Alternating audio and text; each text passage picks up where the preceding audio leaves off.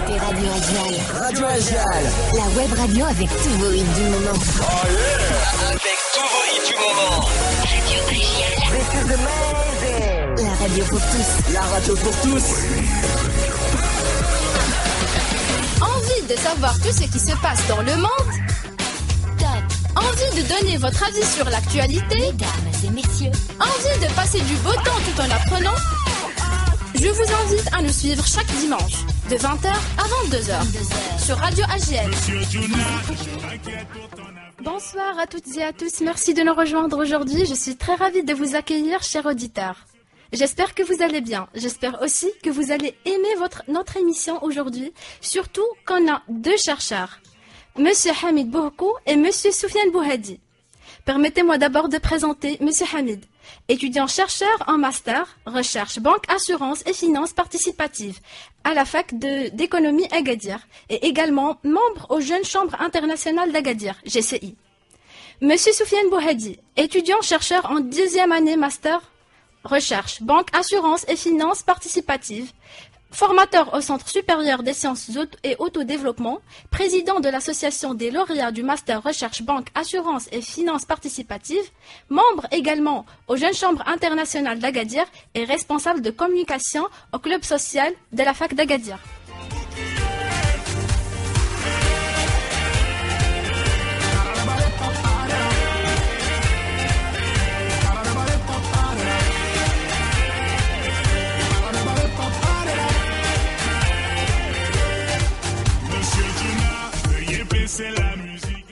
Bonsoir Soufiane. Bonsoir Kalima. Bonsoir Hamid. Bonsoir Miss Kalima. Donc on va tout d'abord commencer, puisque vous, tous les deux, vous êtes des économistes. Vous allez nous donner une petite définition peut-être, ou bien la différence entre l'économie, le marketing et la gestion. Parce que là, on est en train de confondre tous les trois.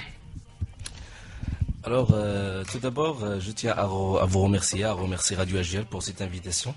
Ça nous fait plaisir d'être aujourd'hui parmi vous.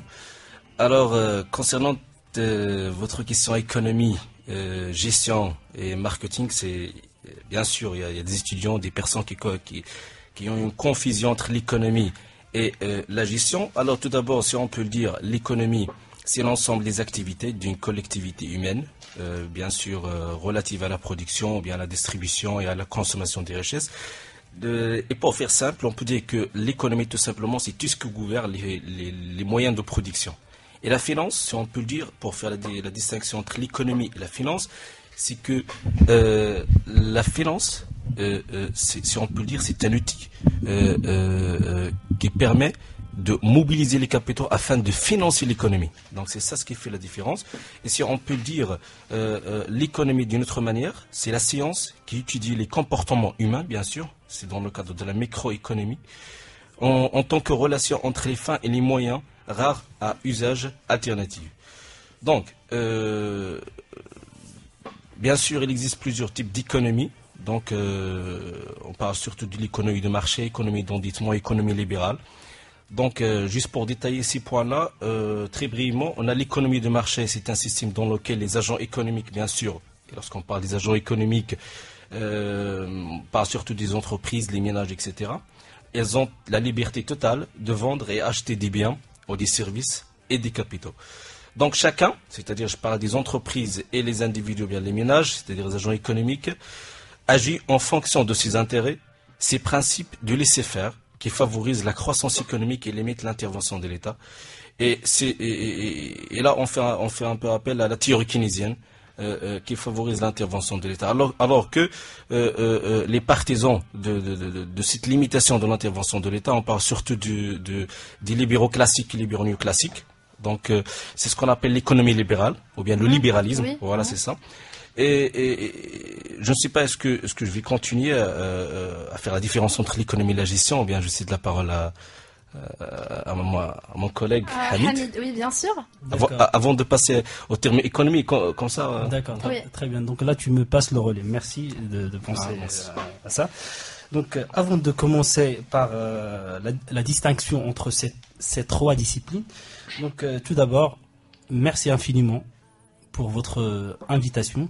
Ça nous fait plaisir. à laquelle moi et mon frère et ami Soufiane, nous avons répondu sans hésitation. C'est vrai, monsieur Soufiane? Oui, oui, je confirme. Hein, Ça je nous confirme. fait énormément plaisir. Donc, très heureux d'être dans cette station AJL. Ça va être sûrement une expérience importante. Et j'espère, bien sûr, en compagnie de mon ami, qu'on pourra apporter quelque chose d'intéressant, bien sûr, à nos chers auditeurs. Oui, exactement. Donc là, on va revenir à la comparaison entre l'économie, la gestion et le marketing. D'accord? Alors, tout d'abord, pour faire cette distinction, on va se baser sur, donc à partir de la définition, on va avoir, on va arriver à bien comparer entre ces trois disciplines. Donc, je commence par l'économie. Donc, là, je vais revenir un peu à l'histoire. Donc, l'économie, tout d'abord, du point de vue grec, c'est l'art d'administrer, d'accord, un foyer ou une maison, ou bien c'est c'est une activité humaine qui consiste en la production et la distribution, l'échange et la consommation de biens et services. D'accord, donc l'économie, là, ça s'applique sur toutes les choses, même la maison. Tout Là, à nous fait. qui pensons excessivement pour les sociétés, les entreprises. Normalement, en principe, c'est là où ça commençait. Donc, ça commençait par la maison et D'accord. après, ça s'est Ça s'est propagé. Exactement, exactement. Sinon, nous avons également une définition un peu, de façon globale, qui dit que l'économie, c'est la location optimale des ressources naturelles. Bien sûr, ces ressources sont rares, donc il y a une rareté. Donc là, on doit allouer de façon rationnelle et optimale cette rareté de ressources naturelles pour pouvoir satisfaire une infinité de besoins. Donc c'est ça le but ultime de cette science. Alors, l'économie, certes, c'est une science qui englobe une panoplie de disciplines. Donc, c'est l'ensemble mère dans lequel on trouve des sous-ensembles. Par exemple, l'analyse macroéconomique, l'analyse microéconomique, l'économétrie, des statistiques, analyse du marché des capitaux, sans oublier la gestion. D'accord, donc l'économie, ça englobe tout ça. Exact. Oui. Donc la gestion est une discipline qui s'emboîte dans la science mère, qui est l'économie. Oui. Alors là, je vais directement passer à la définition de la gestion. Donc, bien sûr, comme j'ai dit, c'est un sous-ensemble de l'ensemble mère économie. Donc là, il faut faire attention de quelle gestion on parle. Si on parle est-ce qu'on parle de la gestion tout court, on parle de gestion d'entreprise. Donc, je me réfère un peu à à la définition de gestion d'entreprise. Et surtout, c'est ça ce qui nous concerne le plus. Donc, bien sûr, c'est une discipline qui vise à étudier le fonctionnement des entreprises. Et dans sous-ensemble qui est la gestion, il y a un regroupement d'un ensemble de disciplines. Et parmi ces disciplines, on trouve par exemple la comptabilité générale ou financière, analytique, comptabilité de société, diagnostic et analyse financière, l'audit, fiscalité d'entreprise, contrôle de gestion, management et le marketing. Donc c'est un sous-ensemble du sous-ensemble la gestion, Donc, tout qui simplement, s'emboîtent tous dans l'économie. Dans l'économie. si vous permettez, Hamid, donc tout simplement, on peut dire que le marketing, ça fait partie de la gestion. Mais il y a une question qu'on nous met ici, c'est que tout d'abord, avant même de définir la gestion, il faut faire la distinction et la différence entre le management. Parce qu'il y a vraiment, je connais pas mal de personnes qui ne font pas la distinction, la différence entre le mot gestion et le mot management. Alors que pour certains, par exemple, pour certains, le mot anglais américain, management se traduit en français par gestion. Alors que pour certains, le mot management, il signifie plus que ça. Il englobe plusieurs éléments, à savoir la gestion. Donc, tout simplement, on peut dire que la gestion il est inclus dans le management. Donc ce sont deux termes qui sont intimement liés. Ça, c'est pour le management, et pour définir le management, c'est l'ensemble des méthodes employées pour diriger et gérer une organisation. Pour récapituler, si on peut le dire, le management, c'est quoi? C'est le fait de gérer les moyens disponibles, les ressources disponibles afin d'atteindre les objectifs. Et d'un autre côté, c'est le fait de diriger les hommes. Donc c'est le management, tout simplement, c'est gérer les moyens et diriger les hommes. Alors que la gestion, c'est quoi?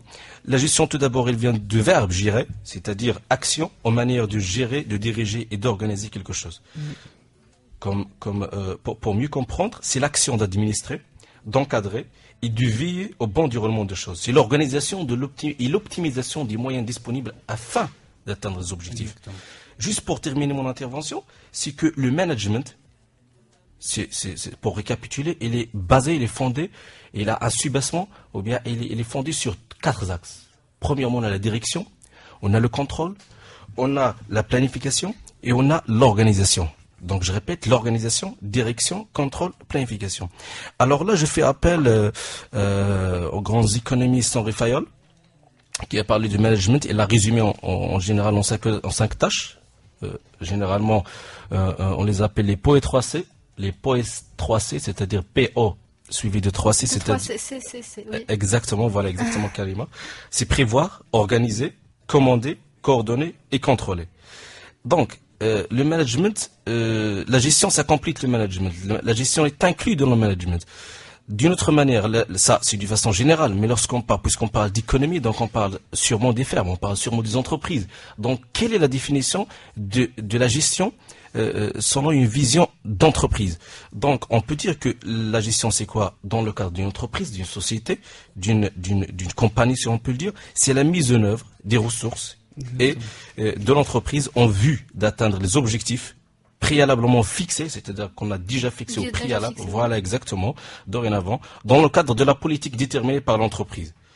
Donc, juste pour ajouter ce que tu viens de dire, cher ami, c'est que tu viens de me faire penser à une autre définition concernant bien sûr la gestion de façon plus générale. C'est que la gestion a pour objet d'éclairer l'action conduite de façon collective par des groupes humains organisés, des entreprises, des associations, des administrations.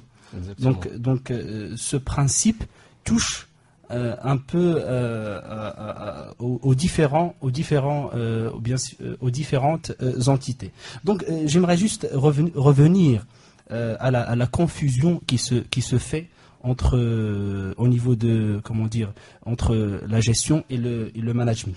Moi, je confirme ce qui vient d'être dit par Soufiane. Donc c'est que le management, parmi les piliers de cette discipline, on trouve en grande partie la gestion. Donc, dans le management, donc c'est un principe qui repose sur la direction, l'organisation, l'administration et la gestion et bien sûr le contrôle. Voilà, c'est ça, le contrôle. Tout à fait. J'aimerais juste également, parce que je viens de penser, parce que vous savez, c'est une discussion qui semble constructive. Oui. Donc chaque passage provoque un autre passage. C'est un peu lié, hein.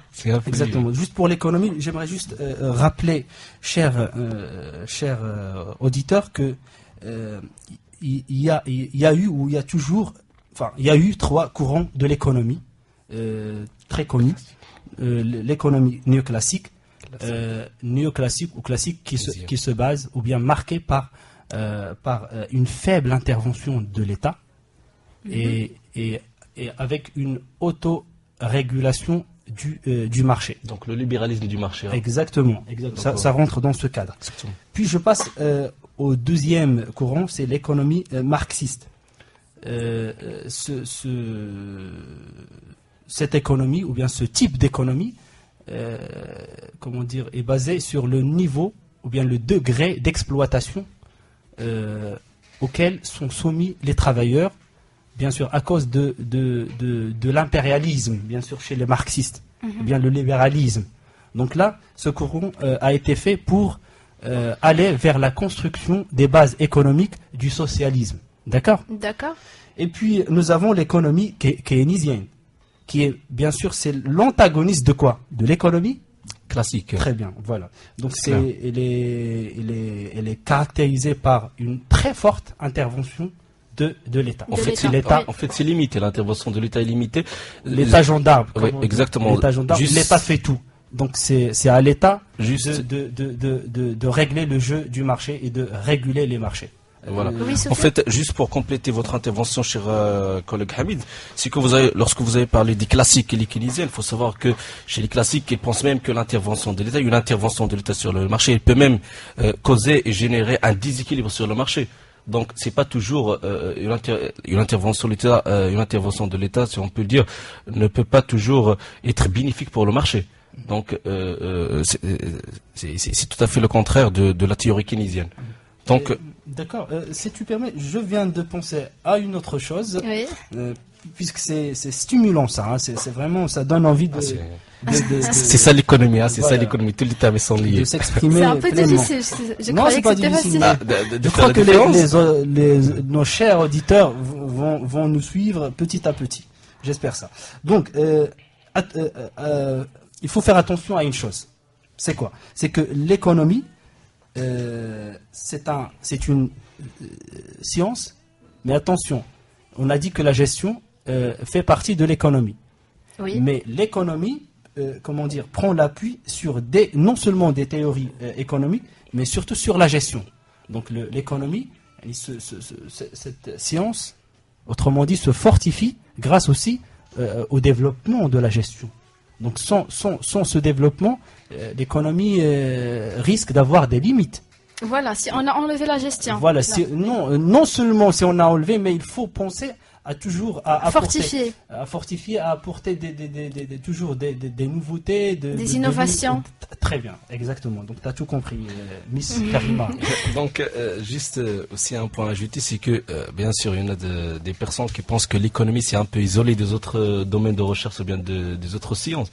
Alors que c'est fou, il faut savoir que l'économie, en fait, elle mélange les autres sciences. C'est un cocktail des sciences. On trouve les sciences sociales, on trouve du mathématique, on trouve de la physique, on trouve tout, surtout dans la macroéconomie, les probabilités, la macroéconomie, voilà. ensuite l'économie industrielle et tout. Donc ça englobe un peu toutes les autres sciences. Tout est mélangé. Et là, pour le marketing, c'est quoi la définition? Ah, le marketing, voilà. Là, Parce que voilà, j'avais posé la question à Sofiane avant, je lui ai dit économie, tu peux y gestion aller. et Voilà, Tu marketing. peux y aller, Sofiane. Il m'a dit, il n'y a aucune relation entre marketing et gestion, je me rappelle plus. Là, non, en fait, c'était pas le cas, mais la façon dont tu as posé la question, c'était donc C'était un peu... la formulation de la chose, ça elle Oui, change voilà, complètement je son sens. C'est comprends. pour cela qu'il faut faire, voilà. Donc, tout simplement, le marketing, c'est déjà une matière que on peut le dire, j'aime trop cette matière. Le marketing, c'est quoi? C'est une discipline de management qui vise à offrir des biens et services sur le marché. Bien évidemment, en fonction des besoins, des attitudes et de la motivation des consommateurs. Si on peut le dire, le marketing, pour faire simple, c'est une stratégie ou bien c'est une technique sur laquelle l'entreprise se base pour répondre aux besoins et aux attentes de la clientèle. Donc, bien sûr, le marketing, si on peut le dire, c'est le fait de vendre ou bien c'est le fait de vendre un frigo à un Esquimau. C'est ça le marketing. Voilà, la publicité. Voilà, ça. c'est la publicité. Il faut c'est le la publicité. convaincre à acheter le produit. Voilà, exactement. En fait, dans le même domaine de marketing, on dit c'est le fait de vendre n'importe quoi à n'importe qui. Voilà, المهم نبيعو. L'essentiel, c'est Voilà. d'augmenter le chiffre d'affaires, c'est d'augmenter les ventes. Voilà. Voilà. C'est en commercialisant n'importe quoi qu'on devient n'importe qui. Voilà, N'importe qui. exactement. Ça, c'est le principe de. Je ne sais pas si vous le connaissez, un phénomène français qui s'appelle Rémi Gaillard. Oui. C'est lui non. qui Gaillard, oui. il faisait des trucs ou des gestes assez bizarres. Et il a par la suite intitulé ses activités de fou. C'est en faisant n'importe quoi qu'on devient n'importe qui. Donc avec Voilà. le marketing, sous le slogan, c'est en commercialisant n'importe quoi que les entreprises Et en fait, deviennent n'importe qui. Voilà. En fait, mais la situation la plus connue la plus connue, pardon, dans notre domaine de marketing, c'est le fait de vendre un frigo à un Esquimau, parce que c'est un Esquimau déjà, il habite où? Dans le pôle Nord ou bien le pôle Voilà, donc, il y a déjà de la glace partout. c'est un peu paradoxal quand même. Oui. Donc, chers auditeurs, attention à ceux qui font du marketing. Là, non, le domaine de marketing, je l'avoue, hein, c'est un domaine qui est très intéressant. Hein. Donc, d'ailleurs, il y a vraiment beaucoup de choses à dire. Voilà, c'est- déjà, voilà. les gens qui travaillent en marketing Oui, oui, doivent oui. avoir un champ d'imagination Ah, c'est pas très facile. vaste. Ah oui, oui, c'est pas Voilà. facile. C'est pas. Pour c'est savoir comment convaincre la personne à Il faut acheter. être malin, alors. Là, Oui, il, bien sûr. il faut avoir des techniques de communication, des Exactement. techniques. Voilà. Tout à C'est fait. une science qu'on étudie. Donc voilà, donc qu'on étudie, pardon. Donc il y a des techniques, il y a des méthodes à suivre afin de convaincre comment on peut manipuler, si on peut le dire. Hein. Si on peut, je sais pas ce que le terme, le verbe, c'est voilà, c'est parce que c'est un peu avec Oui, voilà. avec réserve. Hein. Donc est-ce qu'on peut manipuler le consommateur déjà dans les grandes surfaces telles que par exemple Margin et tout. Donc il y a des caméras partout. Oui, Oui, c'est pour la sécurité, mais quand même c'est pour des raisons marketing. voilà. On pour perçoit savoir- comment on contrôle et on voit et on perçoit Diagnostiquer. comment le consommateur il agit. Déjà. Ah, là, vous m'avez dit quelque chose de nouveau, là, je sais, je Ah bah savais pas. oui, c'est ça le marketing. Je vais te dire une autre chose qui est un peu, vous allez sûrement être surpris, c'est que dans les grandes surfaces, je vais pas utiliser les noms. Par exemple, il y a des, comment on les appelle, des boîtes de tomates, ça, Des concerts. de conserve, je sais pas des conserves, c'est pas des petites conserves, mais des boîtes de tout. Donc les boîtes de tomates, et bah voilà, on trouve une grande quantité des boîtes de tomates et le prix voilà solde moins 60%. Une grande quantité. Alors Oui. ce qu'on aperçoit, c'était les apparences, ce qui est en dehors de la chose. Bah, Oui. voilà, une grande quantité des boîtes de tomates et tout. Mais au fond, c'est vide. Au fond des, je sais pas comment je vais décrire cela, c'est comme une boîte de carton. Il n'y a Voilà. rien là-dedans. Non, c'est considéré les boîtes qui sont en dehors de la chose. Oui. Elles sont remplies, ouais, il y a des tomates. Oui. Mais au fond, il y a des cartons vides. Juste pour vous dire, voilà, Voilà, il y a une grande quantité alors qu'il y a une petite quantité. Est-ce que vous avez D'accord. compris? Oui, Donc oui, ce sont je des viens de astuces comprendre. marketing. Ce sont des astuces C'est marketing. piégeant, en plus de Ah, ça. parce C'est que, piégeant. ouais, voilà, exactement. C'est pour cela qu'on parle d'une manipulation de, voilà, donc, Et là, si on rentre dans le domaine du télémarketing, là aussi, il y a vraiment des choses qui C'est se encore passent. pire. C'est Oui, encore c'est- pire. c'est pire. Alors là, Parce que le marketing, c'est pas un marketing, comment dire, c'est un marketing qui se fait de loin. Voilà. Donc là, le consommateur, il doit pas être naïf. Il doit, comment dire, déjà avec le marketing classique, on a déjà, comment dire, il y a des Il y a problèmes plein de choses qui se produisent. oui, voilà. Alors Ouais. que laisse tomber pour Le télémarketing, quand on dérange les gens, voilà, tout à fait. Voilà. tout à fait. via différents moyens, bien sûr. Donc voilà, si on dérange les gens par téléphone, allô, vous venez acheter, juste pour préciser à nos chers auditeurs, puisque je pense toujours à eux, oui, bien sûr parce que ça c'est fait pour eux. Oui. Donc voilà, c'est pour apporter quelque chose d'intéressant en leur faveur. Donc pour juste un petit rappel, c'est que le marketing de façon générale est une discipline du management. oui, Donc voilà, le marketing est l'un des éléments de cette discipline Ouais. qui est le management, visant bien sûr à offrir des biens et services sur le marché en fonction des besoins, des attitudes et de la motivation des consommateurs. Exactement.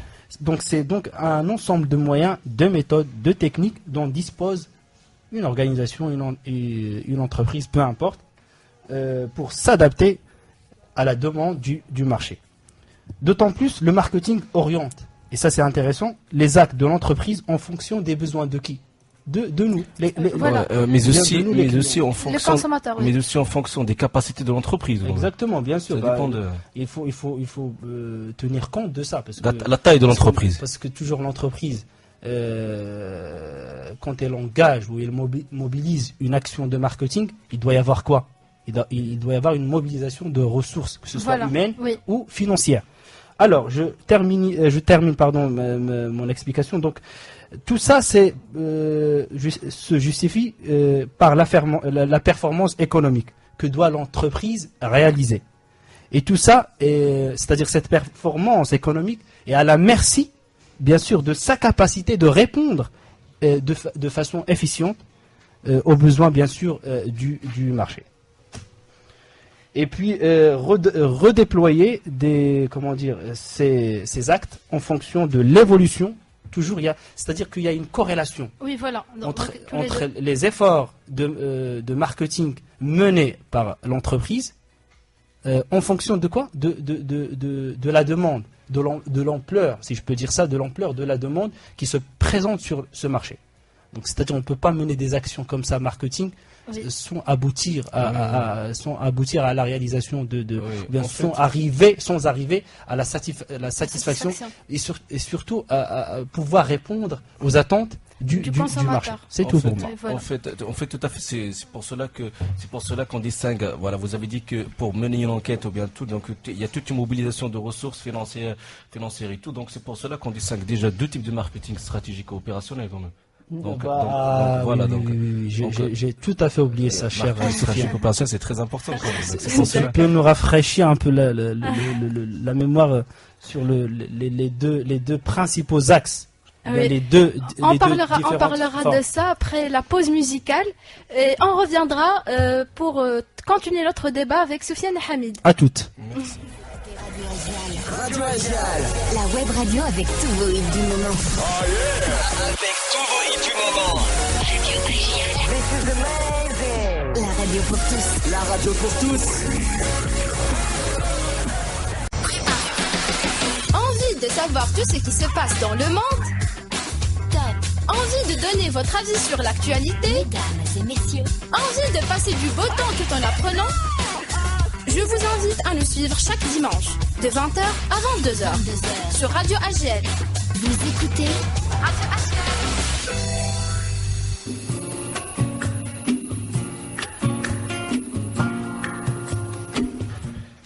Et nous voilà de retour. Mais maintenant, la question sera un peu bizarre parce que, voilà, on est arrivé au point de vue exotique et je vais demander à nos deux invités, qu'est-ce que la beauté pour vous? Ah bon. Alors, je peux commencer Oui, bien Sophie sûr. La beauté pour nous, c'est Miss Karima. Ah là. Alors là, moi je suis pas beau quand même. Ah là, j'avoue. La beauté pour moi, c'est la jeunesse. Oui, voilà. C'est le fait d'être jeune. C'est surtout la mentalité aussi. C'est le fait d'être jeune dans ses idées. dans son esprit, dans son corps, bien sûr. Oui. Donc la beauté, il faut savoir de quelle beauté on parle. Donc la beauté, c'est un concept assez complexe. Voilà, à chacun son qui point prend- de vue, à voilà, chacun et comment c'est- il et voit c'est la beauté. relatif aussi, relatif aussi. Donc là, moi, je propose à faire un brainstorming. Oui. Comme ça, on C'est pourra orienté arriver à, comment dire, à définir. à définir de façon ou d'une autre cette notion ou bien ce concept. Et pour toi, Soufiane? Je pense que Hamid il a tout dit là. Non, mais... Donc la beauté pour moi tout d'abord c'est bien sûr la plupart aujourd'hui la plupart des personnes ils donnent de l'importance à quoi à les apparences. Voilà. Alors que les apparences on dit que les apparences sont trompeuses. Mais attention, les apparences sont trompeuses, mais on n'a pas d'autres critères pour juger les gens. Non, il y a une solution, pas un critère. Voilà, La laquelle? solution. Donner la chance à l'autrui pour le connaître. Non, mais, Il faut mais on pas, peut il faut donner... pas avoir des préjugés sur la personne. Donc c'est pour cela. Donc il y a des personnes qui aperçoivent une personne de loin. Voilà, à travers son apparence, ils créent des préjugés sur elle. Oui. Alors que c'est fou. On n'a pas le droit. On n'a même pas le droit. On est qui pour Voilà, mais on donner- est dans la société marocaine. Là, on peut même Alors dire là, des c'est- choses alors qu'on sait même pas c'est qui cette personne. Exactement. A priori, oui. Exactement. En tout cas, pour moi, la beauté, tout d'abord, c'est normal, la beauté dedans. Qu'est-ce que c'est beau la beauté? Elle est très belle. Non, il faut le dire, Oui.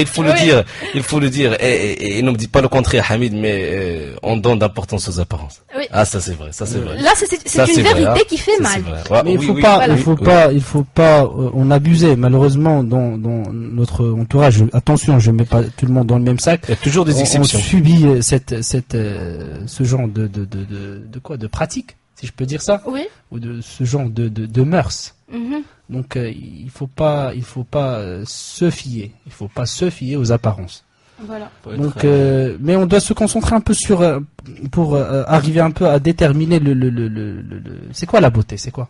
En fait, mon point de vue, vous voulez mon point de vue? Oui, on veut bien. Hein. Bah, en fait, pour moi, la beauté, c'est les cernes que vous gardez sous vos yeux après une nuit blanche à planifier à votre avenir. Ah bon. Wow. Là, c'est un peu Ça c'est de la romancie. la romance. C'est votre avis personnel. Oui. Ah, Pour bon. moi, ça, c'est la beauté. Quand on voit une personne qui a vraiment fourni un énorme effort pour son avenir, pour moi, là, c'est la beauté. C'est la beauté. Et surtout, je vais vous dire une chose, c'est que j'adore, à cette occasion, Personne. Oui. j'adore les belles filles. Hein. Les belles filles, c'est bien, ça fait plaisir, ça fait plaisir. Ah, je pensais que j'étais le seul, hein. Hein, En fait, tout le monde aime la beauté, bien sûr. Non, Nous il faut- aussi, et on vous aime les aussi, beaux garçons. les beaux gosses. Et il faut Les le beaux dire, gosses. Eh, bien sûr. Faut avouer. chacun a sa part de la beauté quand même, hein. Oui, bien sûr. On peut pas dire qu'une personne elle est moche. Je sais pas comment il peut dire cela, mais chaque personne il a une partie de sa beauté. Pour moi, la beauté, c'est tout d'abord, c'est la beauté des idées, c'est Oui. la beauté de la mentalité, du niveau intellectuel, de la façon de s'exprimer, des apparences bien sûr. L'apparence, il a sa part. Donc, c'est le fait d'établir des contacts. C'est le fait de savoir comment établir des contacts avec l'autrui. Oui. Donc pour moi, on mélange tout cela et bien sûr, c'est la beauté pour moi. Pour Tout sortir le cocktail qui s'appelle la beauté. simplement. Tout à Voilà. fait. Donc tous ces Exactement, éléments parce se que c'est un mélangent. cocktail, c'est un cocktail. Donc, puisque vous avez abordé ça, donc je peux résumer tout ça en un seul, en quelques mots. Donc, j'invite tout le monde et je m'invite également à rendre, c'est-à-dire notre entourage beau, Oui.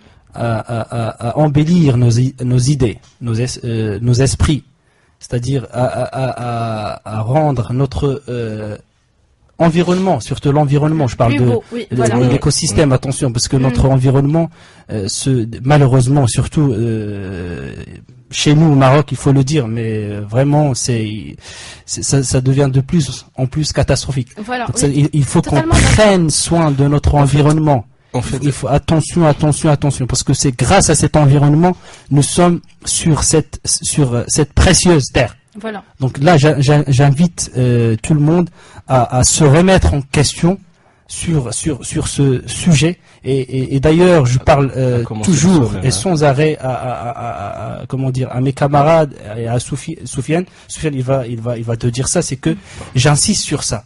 Donc Oui. il faut respecter, il faut rendre en fait, c'est pas la première fois. Tu insistes toujours, hein. faut rendre cet chaque entourage occasion, à chaque écologique occasion. beau, quoi. Donc voilà. À chaque occasion, tu insistes sur la chose. Et Non, combien parce que de c'est- personnes en jugent moche, mais quand on parle à elle, on tombe Exactement. amoureuse de la personne. Alors moi, je confirme cela, c'est par expérience. Oui. Moi-même, je le dis, hein, je le en toute sincérité, moi-même, j'avais dit, ça m'arrive que parfois j'ai des préjugés sur des personnes, alors que dès que je fais la connaissance à cette personne, donc sont de plus en c'est plus tout à belles. fait le contraire. Oui. Ouais, voilà, c'est tout à fait le contraire. Donc les apparences elles sont trompeuses. Mais comme je reviens sur ce que tu as dit tout à l'heure, c'est que la société marocaine, malheureusement, qui donne toujours Des préjugés de l'importance avant, aux apparences. Voilà. Donc c'est bien dommage. D'accord. Donc on revient à notre sujet, le para-universitaire. Là, d'après ce point de vue exotique, Vous êtes en train de faire du zapping, mais Oui. on a commencé par Oui, l'économie, voilà. puis après le point de vue exotique, et là, c'est quoi maintenant, ça C'est quoi ça Mais C'est ça pour fait bien. embellir l'émission. Et surtout enrichir, voilà. Oui, comme, voilà. Non, c'est bien, c'est surtout bien. ça. Alors, je peux commencer, Oui, Sofiane bien sûr. Alors, pour para-universitaire, donc là, il faut tout d'abord analyser ce mot. Donc, c'est un mot composé. Il se compose par para et universitaire. Para, ça veut dire on a paramédical, paramédical, parapharmaceutique. Donc, tout ce qui accompagne, par exemple, tout ce Voilà, qui est en médical parallèle. en parallèle. Exactement. Et ce qui doit être accompagné de ça. Donc le para, ce sont des activités qui accompagnent les études. Donc pour moi, les activités para-universitaires doivent être pour l'étudiant une nécessité inévitable pour que cet étudiant doit adopter et exercer ces activités durant son parcours universitaire. Autrement dit, ce genre d'activités, comme je viens de vous dire, sont corollaires avec quoi? Avec les études supérieures. Ah oui, tout à fait.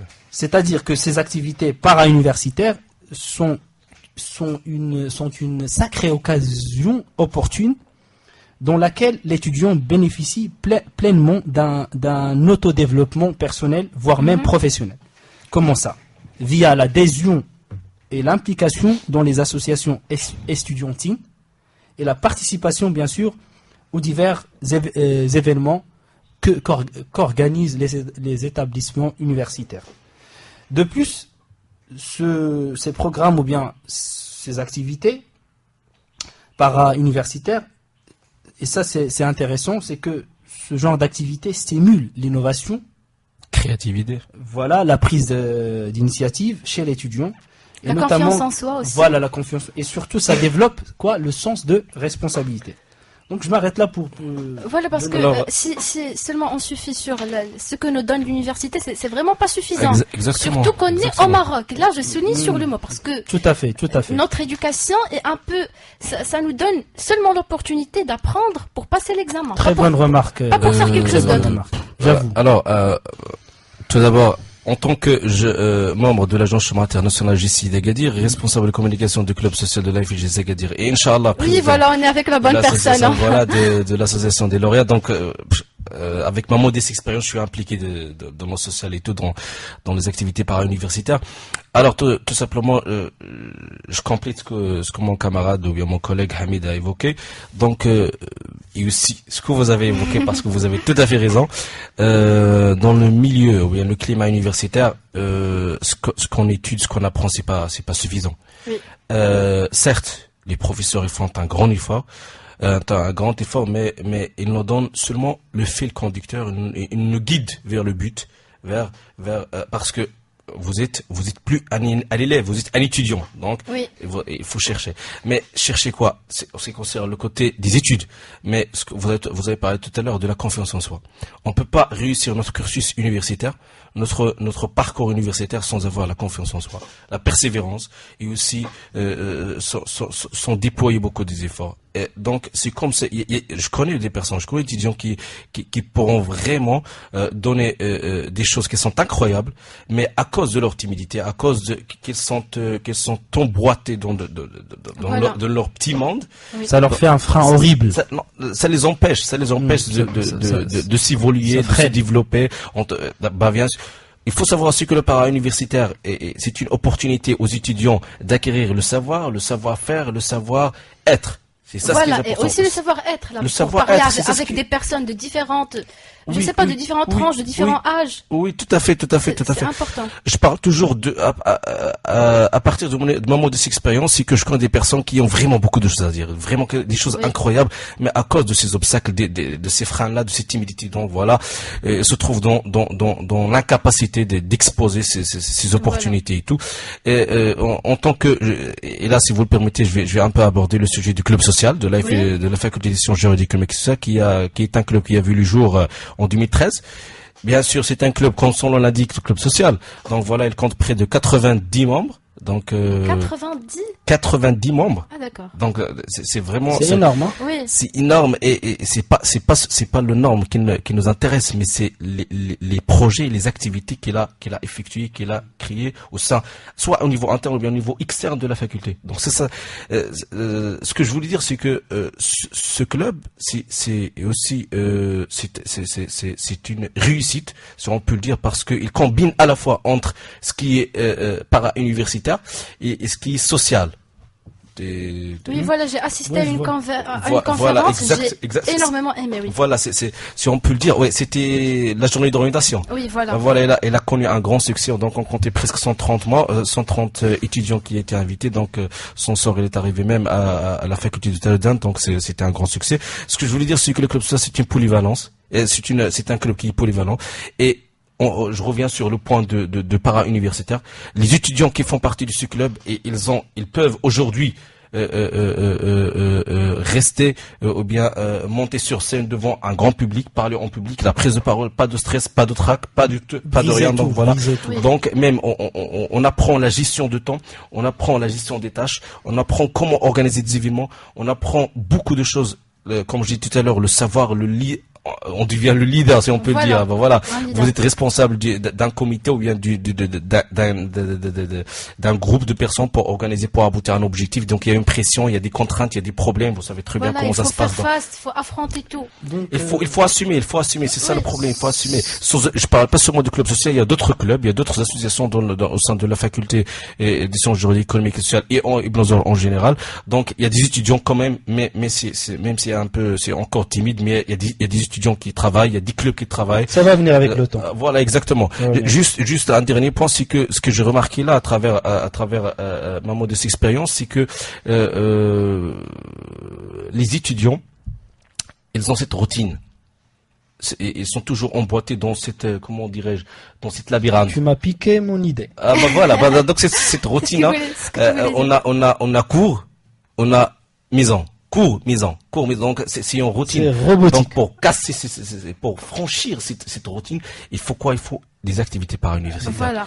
Mais le problème, c'est toujours, je reviens toujours et j'aborde toujours sur cette timidité. C'est ça le problème.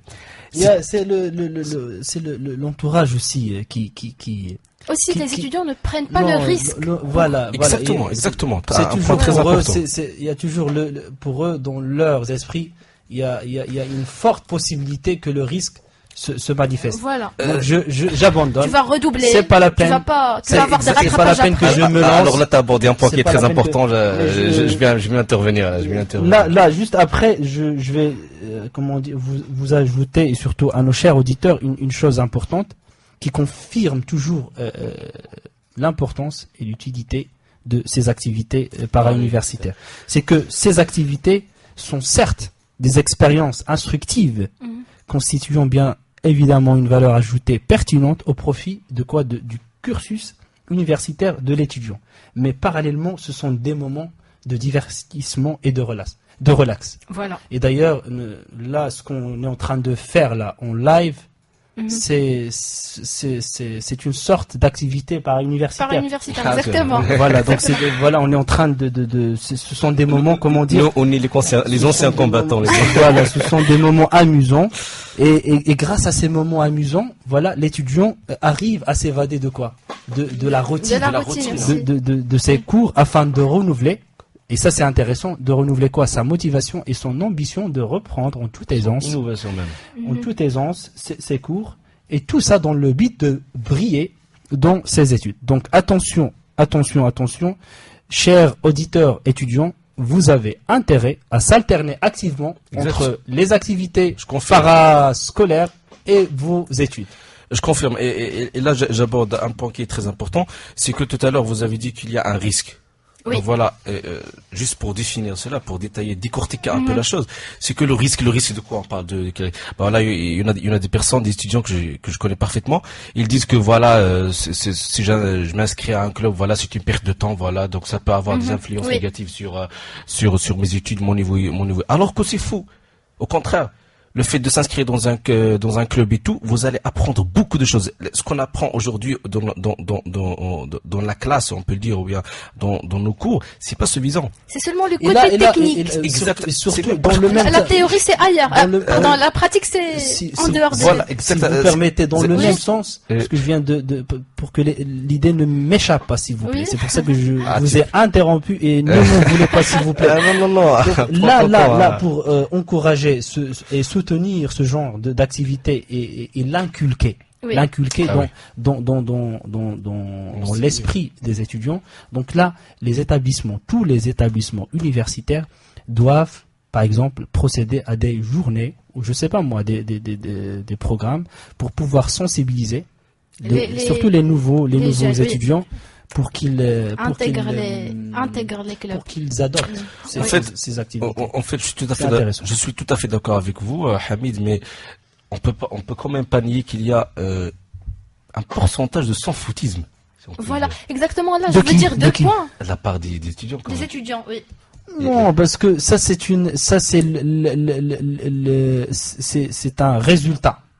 C'est pas une cause. Peut-être. en fait- Là, parce que, voilà, il y a des parents qui obligent leurs enfants à aller juste à l'école. T'as pas droit à faire quelque chose d'autre parce que c'est pas intéressant. On veut juste Bah un voilà, diplôme. bah voilà. On veut pas vos Voilà. trucs. Pas plus. Mais là, c'est aussi, pour ceux qui disent que il y a des sociétés qui veulent un jeune diplômé de 22 ans avec 10 ans d'expérience, voilà, c'est ça l'expérience. En fait, vous avez l'opportunité de faire En fait, une expérience pendant 5 ans de vos études. Exactement, Karima. Je suis tout à fait d'accord avec vous. Vous avez abordé un point qui est très très important. Oui. C'est que par exemple, il y a une société. Supposons que je suis un recruteur. Oui. Donc voilà, nous sommes dans un entretien d'embauche. On a deux candidats. Vous, Karima et Hamid. Vous êtes étudiante, par exemple, diplômée Jean Lauria, vous avez votre diplôme, vous êtes très active, et aussi vous avez toute une expérience dans le domaine social, dans le domaine des activités parauniversitaires et tout, et aussi vous êtes compétente dans ce qui concerne les études et tout. Et Monsieur Hamid, voilà, il a son diplôme. Vous avez votre Fais-moi des compliments. non, attends. Ah, tu me connais très bien, moi, je suis franc, hein. Par exemple, vous avez votre diplôme, vous avez eu votre diplôme avec une moyenne de 13, par exemple. Et Hamid, il l'a eu avec une moyenne de 15. Oui. Mais Hamid, il n'a jamais participé à une activité par université, il n'a jamais participé ou bien s'inscrit dans un club et tout. Ce qui est tout à fait contraire pour vous. Alors, dans une entretien d'embauche, est-ce que vous aurez de problèmes au niveau de la communication Du tout, je serai déjà confiante en moi. Voilà. Il y a une confiance, je peux parler aisément. Il n'y a pas de trac, il n'y a pas de stress. C'est une évidence. Oui. C'est une évidence. Voilà. C'est comme si un rendez-vous dans un café et tout. Donc il n'y a aucun problème, il n'y a Oui, pas de timidité, il n'y a pas de stress. Il y a pas... Alors que Hamid, ça serait pas pareil quand même. Voilà. Pourquoi? Parce qu'il n'a jamais pris la parole. Il n'a jamais participé à une activité universitaire. Il n'a jamais parlé à une personne professionnelle. À un point qui est très important aussi, c'est que lorsqu'on organise des activités universitaires, vous aurez de la chance à rencontrer des personnes de domaine professionnel. Donc on sort un peu de ce domaine de routine, de domaine des études et tout. Donc on a ce frottement avec le domaine professionnel. Vous rencontrez des personnes, des directeurs, des hommes qui ont d'influence et un impact aussi d'importance. Donc c'est ça ce qui fait la différence. Donc déjà au niveau de votre insertion par exemple de marché du travail, vous aurez quand même c'est ce qu'on appelle le réseautage. Exactement, Le networking, voilà. exactement. Oui, Voilà. oui. Donc Voilà. il faut juste faire le premier pas et sûrement ces étudiants qui vont commencer à faire ce genre d'activité para-universitaire, ils vont certainement pas être déçus parce que Oui.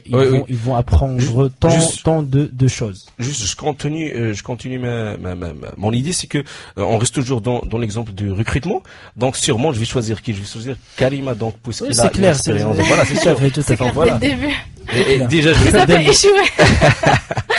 Non, ça Au veut dire... début, il a commencé à me faire des compliments. Et après, Classe de moyenne. après il m'a tourné le dos. Hein. Non, parce que Ah, c'est pas gentil. Ça. Dès qu'on a parlé de la beauté, j'ai changé d'avis. Donc... Tout ça, non, je rigole. tout ça, donc, c'est lié à la beauté. Non. Oui, voilà. Ah, là, donc- Là, c'est un autre problème. Donc, je récapitule. Donc, chers étudiants et étudiantes, l'essentiel, c'est que les études, c'est pas suffisant. Même aujourd'hui même, Oui. c'est pas suffisant. Les études, c'est pas suffisant. Donc, il faut être actif et active dans votre société, votre environnement. Il faut faire partie des associations, des clubs, je sais pas, mais une organisation à but non lucratif, par exemple. Donc, il faut être acteur de changement. C'est ça, acteur de changement et de développement de votre société. Et donc, je pense que c'est tout ce que je peux dire sur le para-universitaire. Si je peux clôturer ça en quelques mots, Oui, comme bien sûr. d'habitude. Donc, chers auditeurs, étudiants, allez au-delà de vos études. Exactement. Donc, juste autour de vous, il y a des opportunités. Saisissez-les, y compris, bien sûr, les activités para-universitaires. Pensez-y. Donc voilà, le message est clair. Ouais. Essayez d'intégrer les clubs, les associations, tout ce que vous pouvez. Et là, on vous laisse. Oui. Espérons qu'ils ont bien écouté les conseils. Ils ont bien. Oui, voilà. Voilà. Donc, je vous laisse avec une pause musicale et on revient tout de suite. Vous écoutez Radio Agial, Radio Agial. la web radio avec tous vos hits du moment. Avec tous vos hits du moment. Radio Agial, This is amazing. la radio pour tous. La radio pour tous. Envie de savoir tout ce qui se passe dans le monde? Top, Envie de donner votre avis sur l'actualité? mesdames et messieurs, Envie de passer du beau temps tout en apprenant? Je vous invite à nous suivre chaque dimanche, de 20h à 22h, 22h. sur Radio AGL. Vous écoutez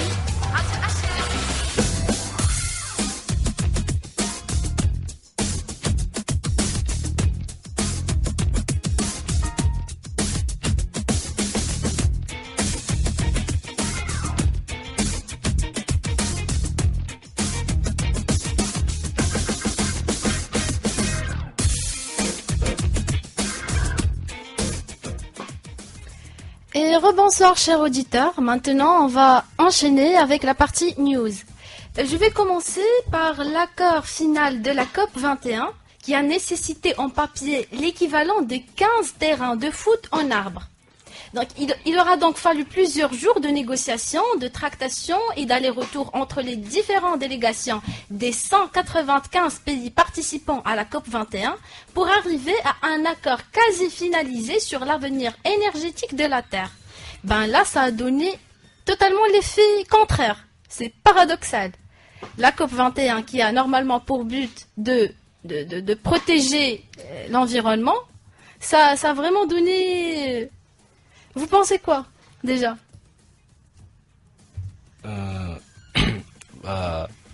En fait, je sais pas vraiment quoi dire sur ce COP 21, mais quand vous l'avez dit, c'est paradoxal, c'est un peu... Oui. C'est paradoxal. Donc le fait, vous avez dit que 5, ce qui est l'équivalent de 5 terrains de foot. 15 terrains. 15 terrains de foot. 15 terrains de foot. C'est énorme. Et ben voilà, ça a donné l'effet contraire. C'est énorme. En fait, moi personnellement, je pense que c'est une pièce théâtrale qu'on joue chaque année. Voilà. C'est juste une simple pièce théâtrale parce qu'on connaît très bien que dans le monde, on a 2 ou 3 puissances économiques, industrielles.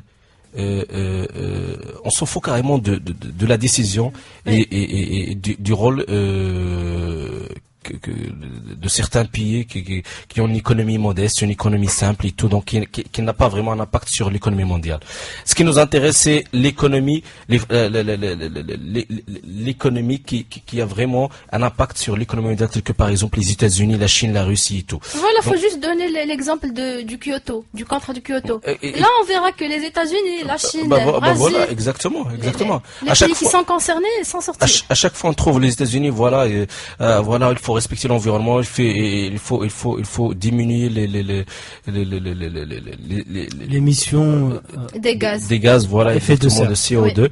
Oui. Donc, mais au fond, ils ne respectent pas les conventions. Voilà. Pourquoi? Parce que son économie industrielle, elle est énorme. On peut pas choisir le respect de l'environnement et du climat, alors que l'économie américaine, elle est basée sur l'industrie et sur plusieurs activités qui polluent l'air. Donc c'est un peu paradoxal. Moi, je crois que tout est clair, c'est que les puissances économiques n'ont pas, ou bien restent toujours lâches. Je dis bien lâches, parce qu'elles n'ont pas l'audace de renoncer à leurs actes, bien sûr, à leurs actes criminels, à caractère bien sûr industriel, qui ne font que bien sûr nuire et détériorer notre précieux environnement. Voilà. Donc je crois que en coulisses, ça a été vraiment, il y a eu une agitation, puisque ces puissances restent toujours têtues. Donc voilà. ils veulent pas, ils veulent pas changer leurs habitudes. Et surtout, ce changement va certainement remettre en cause leurs intérêts, malheureusement, qui sont purement économiques.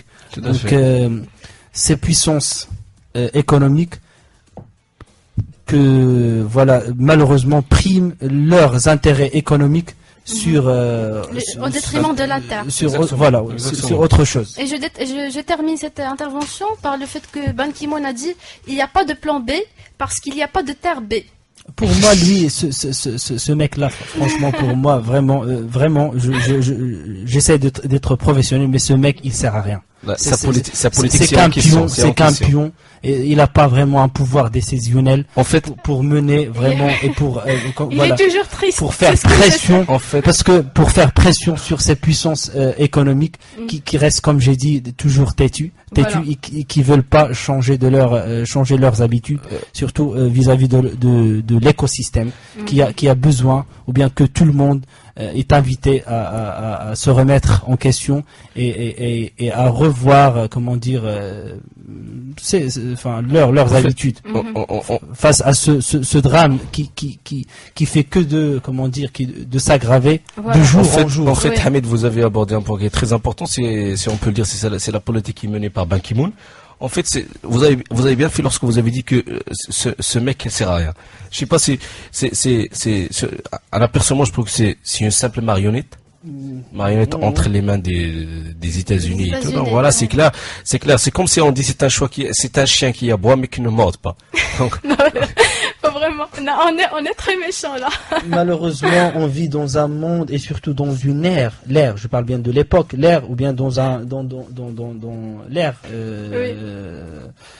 l'époque où l'éthique n'a plus de place. Oui. Et quand je dis Exactement. l'éthique n'a plus de place, c'est-à-dire il y a que l'argent, il y a que des mauvaises choses qui dominent. Voilà. Donc arrêtons tout ça et comment dire et revoyons notre façon. et les éthiques, de je mener pense des qu'aujourd'hui, ils commencent à regagner leur place grâce à la finance islamique. Bien sûr, et surtout la finance islamique incite bien sûr sur la préservation de l'écosystème. Là, vous donnez un Donc, avant-goût de l'éthique, ce qui va venir après. Voilà. Attendez. Suspense alors. Oui.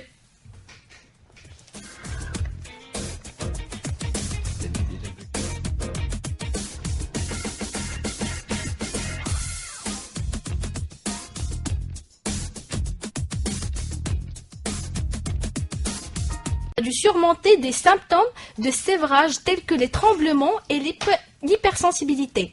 Il a encore des difficultés à se nourrir. Là, c'est un problème. Voilà, comme je viens de vous dire, quand il n'y a plus d'éthique, on se permet de faire n'importe quoi. C'est-à-dire On est on dans le cause désordre. des drames à tout, à l'environnement et même aux futurs bébés. En fait, Donc, voilà, donc c'est tellement que c'est grave, moi je peux rien dire.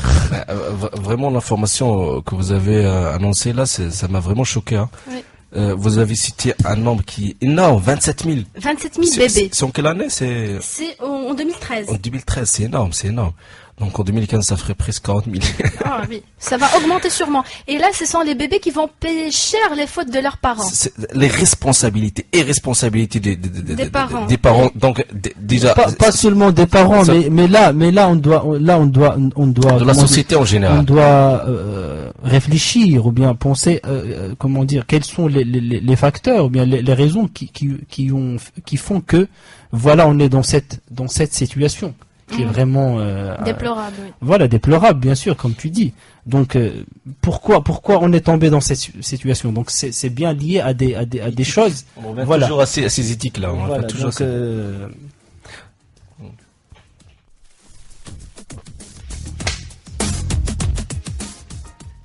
Paris-New York via un pont autoroute géant. Vladimir Lakounine, le président de la Société des chemins de fer russe, propose de relier l'Europe au continent américain par une super autoroute. Ami proche du président Vladimir Poutine, il a déjà donné un nom à ce projet intitulé TERPR, qui est sérieusement étudié et a déjà été présenté au gouvernement russe comme étant une opportunité de placer la Russie dans une position centrale. Si ce projet se concrétise un jour, ce ne serait pas sans peine puisqu'il faut tenir compte du climat sibérien et de ces terres difficilement exploitables ainsi qu'une parcelle de plusieurs kilomètres totalement glacée entre la Russie et les États-Unis. Et bien là, la Russie veut être le centre du monde. On peut pas aller... Une autoroute géante, c'est quand même... il a l'égoïsme de l'ours polaire quoi. Juste une question, je sais pas, est-ce qu'il y a une question rhétorique plutôt. Est-ce que c'est faisable ce projet? Oui, voilà, ils ont posé déjà Est-ce qu'ils ont effectué une étude de faisabilité? Oui, parfois voilà. Ils ont même posé un plan. Parce que je pense que côté technique, c'est un peu difficile quand même. Je pense qu'ils vont... Les voitures vont... Ce terrain, ce mari. Non. C'est une autoroute géante. C'est une autoroute pas sous... non. Qui lie Ah, Qui lie Paris, Paris à New York. Paris-New York. Voilà. c'est Et inconcevable. le centre, c'est la Russie. C'est vraiment Pour moi, c'est inconcevable. L'envers de... C'est miraculeux comme C'est pour cela que je Voilà. dis que la faisabilité c'est en question. Voilà. Je sais pas, Aussi, mais- un budget, ça doit être colossal. Et quels sont les pays qui font partie de ce projet-là? Non, c'est la Russie. La Russie. C'est la Russie qui a posé le plan. Elle a les moyens, elle a les moyens. Vladimir Lakounine qui est l'ami de Vladimir Poutine. L'ours russien.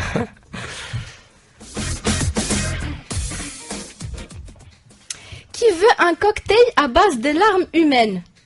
Une société propose un atelier très original le 15 décembre à Londres. Les participants seront invités à réaliser des cocktails avec leurs propres larmes.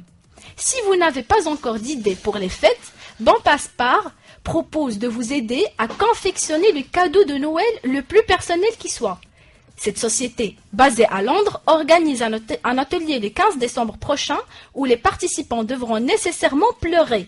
Le but, créer un cocktail à base de larmes humaines afin d'aider les personnes présentes à avoir l'œil humide. De la musique classique sera diffusée, du métal pourrait même être utilisé en dernier recours. D'après les organisateurs, il existe 3 sortes de larmes, basiques, réflexes et psychiques.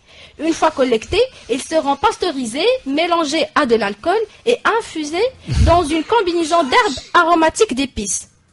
En tout cas, j'aurais besoin de trop de sucre pour goûter ce cocktail. Voilà, c'est comme si on boit de l'eau de la Des mer. fois, Un cocktail avec des larmes, voilà. c'est n'importe quoi là. C'est aussi mélangé avec de l'alcool. n'oubliez pas. Tellement qu'on arrive à un plafond d'innovation, on commence à faire De n'importe quoi. Mais sachez que l'atelier affiche déjà, c'est complet. Et il y a même des gens qui se demandent les prochaines conférences qui peuvent se produire après. n'importe quoi. N'importe quoi là. En plus, c'est dégoûtant. C'est dégoûtant. Hein, C'est personnalisé. Là, Qu'en tu as un penses-tu, qu'en cadeau. penses-tu, Karima, Tu t'imagines en train de boire un cocktail ou un jus de là, larmes. Impossible. je demande de son avis. Qu'en penses-tu de cela? Alors, en fait, à chacun son goût. Là, j'ai rien à dire. J'ai vraiment pas une opinion.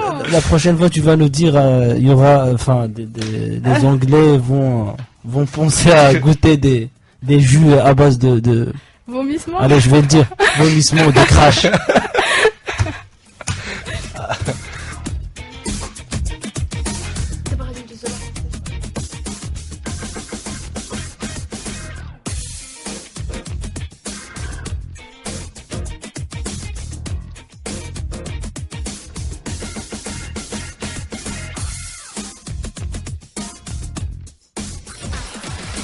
Envie de savoir tout ce qui se passe dans le monde? Top. Envie de donner votre avis sur l'actualité? Mesdames et messieurs. Envie de passer du beau temps tout en apprenant? Je vous invite à nous suivre chaque dimanche, de 20h à 22h, 22h. sur Radio AGL. Vous écoutez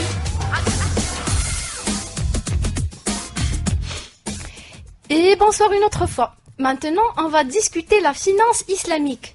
C'est un nouveau principe ou je sais pas quoi qui s'est propagé dans notre société. Vous pensez quoi? Alors voilà un sujet qui est très intéressant. Oui, Ça demande tout un débat. exactement. Alors, la On a finance- déjà parlé avant le début de l'émission. Alors la finance islamique, Oui. tout d'abord, je sais très bien que pas mal de personnes, la quasi-totalité des Marocains le demandent et posent des questions sur la finance islamique. Déjà, on l'appelle aujourd'hui la finance participative et non pas la finance islamique, c'est pour des raisons politiques, des raisons religieuses et tout. Donc la finance islamique, c'est pas de quelque chose de nouveau au Maroc. La finance islamique, elle a commencé déjà avec Attijari Wafa Bank, avec sa filiale Dar Safa. C'était en 2008. C'était en 2008. Mais si on veut parler d'une façon générale, un peu de l'historique, la finance islamique, c'est une finance qui est un peu récente. Il vient à peine d'avoir 40 ans d'existence. Elle a commencé dans les années 60, 70. Aujourd'hui, il a connu un grand succès et il s'est vraiment développé et évolué. Aujourd'hui, à travers le monde, on compte près de 500 institutions financières islamiques et assurances Takaful. Si vous voulez parler un peu de l'histoire avant même de parler de la finance islamique, qu'est-ce qu'on entend par la finance islamique? Il faut savoir que la première banque islamique, c'était voilà, il y a certaines personnes qui disent que c'est la Metram Bank en Égypte en 1961. Mais moi je pense que il y avait déjà avant une banque, ça s'appelle Pilgrimage Fund. En Malaisie en 1956, c'est-à-dire son Souk al-Hajj. Donc après Metram en 1961, il est suivi par la création de Tabank Haji, une banque malaisienne qui a vu le jour en 1963. directement suivi par voilà, l'Arabie Saoudite quand même comme un État musulman, donc il doit aussi procéder à la même chose. Donc après on a le tour de l'Arabie Saoudite avec Islamic Development Bank en 1975. C'est un peu l'histoire donc depuis 1956 à aujourd'hui, la finance islamique il a vraiment connu un développement qui est remarquable. On parle aujourd'hui d'une croissance à deux chiffres. Qui comprise entre 10 à 30%, donc c'est énorme. Donc sur les marchés de capitaux c'est encore un peu timide, mais au niveau de Islamic Bank, si on peut le dire, c'est celle qui a la part du lion. Donc c'est vraiment intéressant. Pour la finance islamique, si on veut la définir, oui, Hamid. Donc, si je peux intervenir Oui, parallèlement pour bien enrichir avant j'ai juste donné un aperçu général, un flashback, voilà exactement concernant la finance islamique. Sur l'historique. Tu le feras après, d'accord. Pardon. Tu le feras après, donc juste pour. Oui, tu peux intervenir, il n'y a aucun bien problème. sûr. Non, j'ai juste expliqué la intervention. Donc, au Maroc, tout le monde parle de la finance islamique ou finance participative, qui fait vraiment controverse, débat, polémique. Nous sommes pour, nous sommes contre. Donc, juste pour préciser à nos chers auditeurs, c'est que la finance islamique ou participative est une nouvelle, si je peux dire, optique ou approche financière, qui s'impose de nos jours comme une alternative pertinente et qui peut même remettre en cause l'efficience de la finance conventionnelle ou capitalistique, ou classique si vous voulez.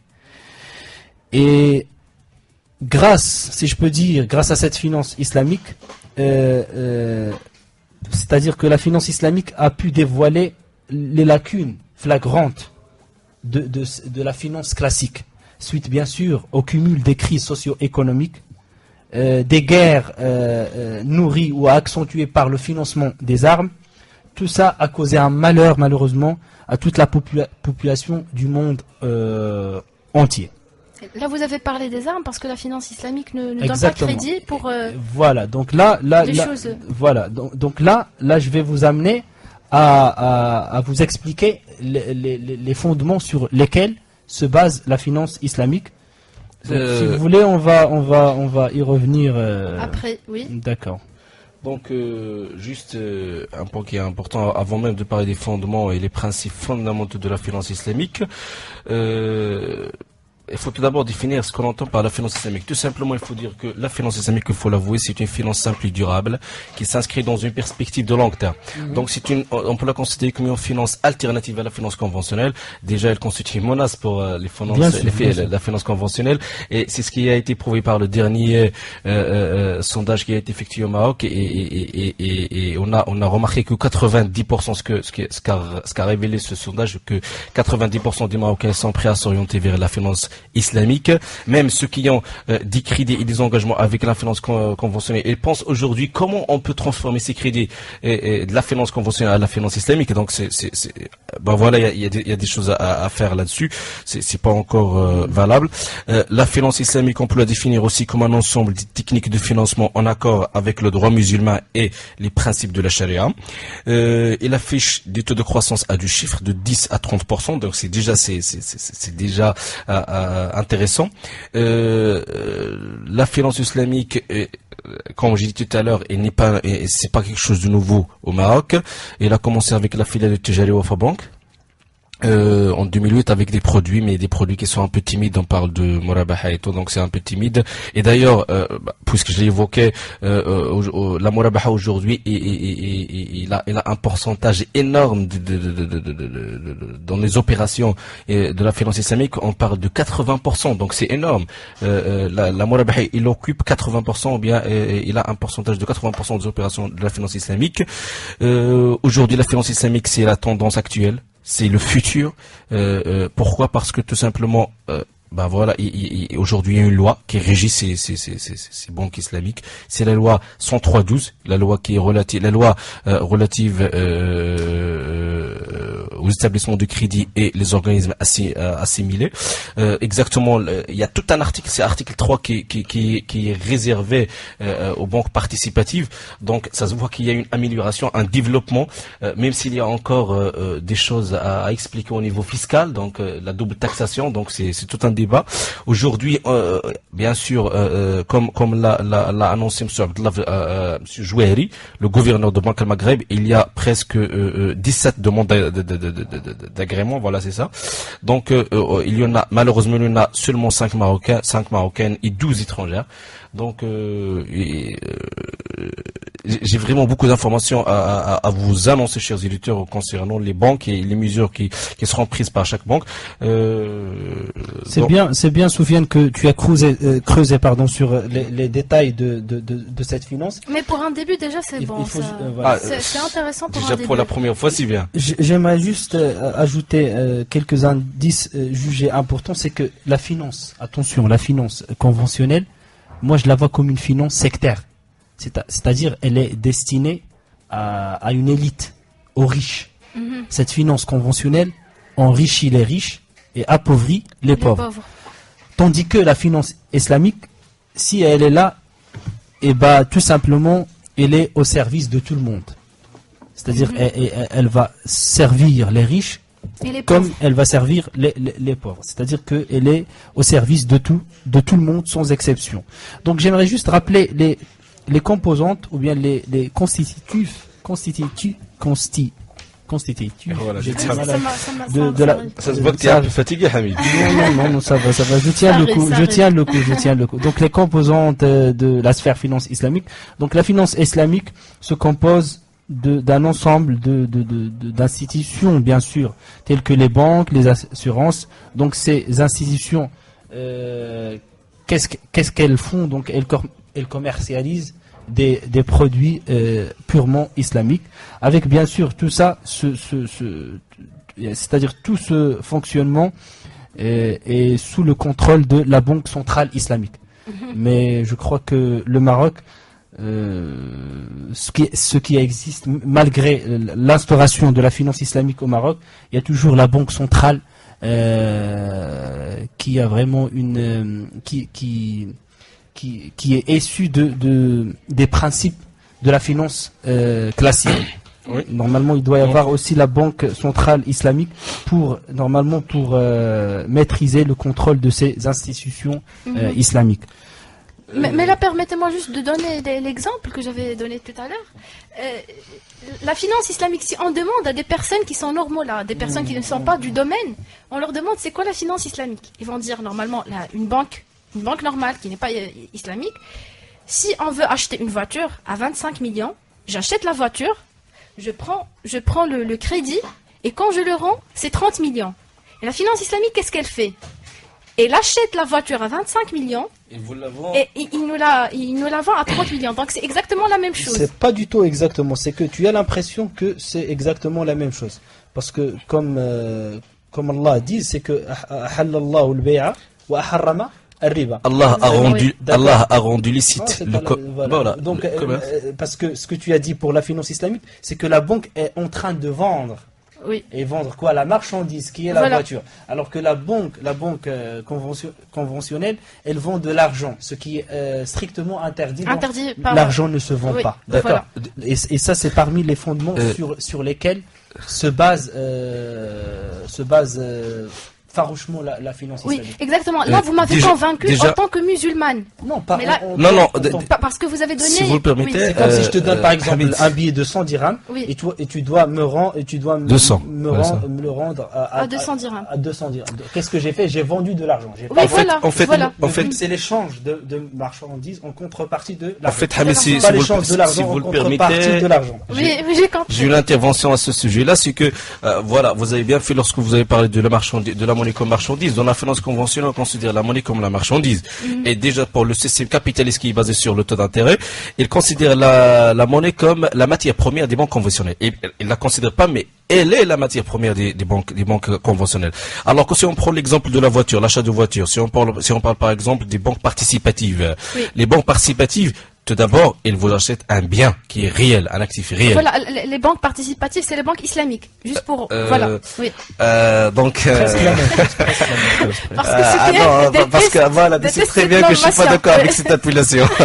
En fait, je suis pas tout à fait d'accord avec le fait d'appeler les banques qui respectent les normes de la charia, des banques islamiques, Islamiques. des banques participatives. Oui, je suis tout à fait d'accord.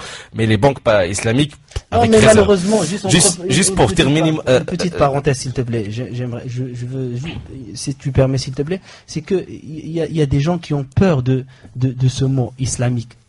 Oui, Islamique. exactement. Islamique, c'est- Quand on voilà. dit islamique, Voilà, déjà, ça devient péjoratif. Non, Donc, islamique, c'est dans le mais- cadre de mais- l'islam. c'est Mais vrai. oui. vous parlez de quel genre? C'est quoi Est-ce qui que- fait peur? on est dans un contexte arabe ou bien vous parlez de l'Occident?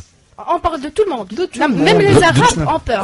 Bah moi et là je reviens sur le sondage que j'ai évoqué tout à l'heure de 80% des Marocains. Oui. Alors moi j'ai quelques critiques concernant ce sondage. Pourquoi? Parce que tout simplement, comme je dis tout à l'heure, c'est que 90% oui, mais est-ce que ces personnes-là elles sont tout courant des critères et des produits de la finance participative? Oui, C'est voilà, ça donc, ce qui fait la différence. La réponse, Mais- malheureusement, est non. Je sais pas, je peux pas vous dire oui ou non, mais c'est ça ce qui fait la différence. C'est pas suffisant de distribuer des formulaires d'enquête et tout, et poser des questions. Est-ce que vous êtes d'accord, ou bien est-ce que vous allez vous orienter vers la finance islamique ou bien la finance participative? Déjà le fait d'entendre l'islam, donc c'est tabou, on peut pas toucher, on peut pas toucher à la réputation ou bien au principe de l'islam. Donc bien sûr, en tant que Marocains, en tant que musulmans, nous allons opter pour la finance islamique, même si on ne sait pas ce qui se trouve dedans. Voilà, quand C'est ça on le dit, problème. oui, voilà, quand Et on je- nous donne un produit, là, voilà, c'est quelque chose d'islamique, on va dire oui. On est des musulmans, on doit tout accepter. Voilà. Donc, pour cela, vous avez évoqué la nommation participative. Oui, la participative. En fait, c'était ça l'obstacle qui a empêché le lancement des banques islamiques au Maroc il y a quelques années. Donc c'est pour cela, dès que avec l'arrivée du gouvernement de PGD, donc on a changé l'appellation de la finance islamique à la finance participative et on a fait passer la loi. C'est La loi traduction en Et arabe, pourquoi, j'ai c'est une question, s'il te plaît. المصاريف finance participative, المصاريف التشاركية, la Tacharoukia. Pourquoi ce changement d'appellation? En fait, c'est pour des raisons politiques et religieuses. Voilà, donc voilà, il y a Donc malheureusement, il y a des lobbies ici au Maroc qui luttent à tout prix pour éviter éviter cette appellation. C'est-à-dire, il vaut mieux mettre finance participative que finance islamique. Alors que c'est à la base finance islamique. En fait, Et ça fait rien. Finance islamique, c'est comme si je dis oui, finance chrétienne. Et là, je fais appel à l'exemple de la Oui. Turquie. On l'appelle la finance islamique en Turquie. Voilà. Même en Malaisie, on l'appelle la Pourquoi- finance islamique. pourquoi ça Oui. Donc c'est juste que le contexte marocain. C'est un grave, peu tout particulier. simplement. Le contexte Oui. marocain, c'est un peu particulier. Revenons Je reviens. à l'exemple. Je m'excuse. Pardon, Karima, parce qu'il y a un point Oui. très important qu'on a totalement marginalisé. Oui, Ouais, on met un point qui est très important, c'est le taux d'intérêt. La finance islamique. oui. Ce qui fait vraiment la différence entre la finance islamique et la finance conventionnelle, c'est que la finance conventionnelle, c'est un système capitaliste qui est basé sur le taux d'intérêt, alors que la finance participative, il interdit le taux d'intérêt. C'est quoi d'abord le taux d'intérêt Le pour taux les d'intérêt, c'est auditeurs? le prix de la renonciation à une consommation immédiate. Oui. C'est le fait que vous allez recevoir une marge, une marge bénéficiaire, de fait que vous avez renoncé à une consommation immédiate. C'est ça le taux Ou d'intérêt. sinon par la vente aussi de l'argent. Si on peut le dire, Voilà. oui, bien sûr. Argent Bien contre sûr. argent. Contre Bien argent, sûr. oui. Voilà. C'est Et ce ça, qu'on appelle le prix du prêt. Oui. Voilà. Le prix, taman al-qard, le prix du prêt, c'est ça Oui, le voilà. taux d'intérêt. C'est ça ce qu'on appelle le taux d'intérêt. Et il faut savoir que le taux d'intérêt, c'est pas seulement l'islam qui interdit le taux d'intérêt, mais le taux d'intérêt a été interdit jusqu'à 1822. Ah là, Donc- c'est une nouvelle information. Bah voilà, donc malheureusement, pas mal de gens ne connaissent pas cette Parce que information. si vous voulez, oui, je vais vous mettre juste dans une situation pour bien vous clarifier l'importance que l'argent n'est pas une fin, c'est qu'un moyen. D'accord. Voilà, oui. Imagine-toi, tu es en plein désert Mhm. avec des milliards et des milliards. Oui, exactement, ça Qu'est-ce sert que à tu vas rien. faire? Ça sert à rien, voilà. Pas d'eau, pas de bouffe. Et vous Alors, avez Oui. de pignon, hein. ça sert à quoi d'avoir tout cet argent? Donc là, l'argent, c'est qu'un moyen. Et ça s'arrête là. Et grâce à cet argent, on réalise des transactions pour bien sûr, voilà, pour réaliser des développements, bien sûr toujours au profit de l'humanité. En fait, Oui, vous avez donné un bon exemple, Hamid. Je vous félicite pour cela. Mais Je l'ai piqué peut-être. Non. Mais je reviens sur. Tant mieux pour moi et tant pis pour toi. Mais je reviens sur le taux d'intérêt parce qu'aujourd'hui, même aujourd'hui, il y a la 3e édition de la conférence internationale sur la finance islamique à l'ONCG. C'est sur 12 jours, aujourd'hui et demain, Inch'Allah. Donc, c'est et ça prouve à quel degré on a accordé une importance d'assister à votre séance. Ah là là, ça Alors fait- vraiment, c'est un honneur. on a raté des ateliers, franchement, des ateliers très importants qui traitent les approches et les défis de l'instauration de la Oui. finance islamique au sein du Maroc. Mais finalement, on a décidé d'être là à tes côtés, bien sûr. Ça fait plaisir. Déjà, la finance islamique aujourd'hui, il est au centre de tous les débats, il est au cœur de l'actualité, c'est la tendance Oui, actuelle. voilà, Donc, l'actualité. Et si tu veux, on pourra même t'inviter avec nous pour assister, Oui, bien pour sûr. avoir au moins une idée. Oui, bien sûr, Ouais, avec ça- plaisir. Pourquoi pas, pourquoi pas. Oui. Donc, je reviens sur le taux d'intérêt parce que aujourd'hui, on parle pas de la finance islamique sans parler de taux d'intérêt. Donc il interdit strictement le taux d'intérêt. Si t'interdis, mais en contrepartie on parle de ce qu'on appelle les principes de 3P, le partage de profit et de perte. Donc c'est ça, ce qui est, en fait, parce qu'il y a certaines personnes qui vous posent la question, mais qu'est-ce qui est justifié le bénéfice que vous allez gagner à travers les opérations islamiques, des opérations qui sont en principe avec qui sont comment dirais-je, qui respectent les normes de la charia.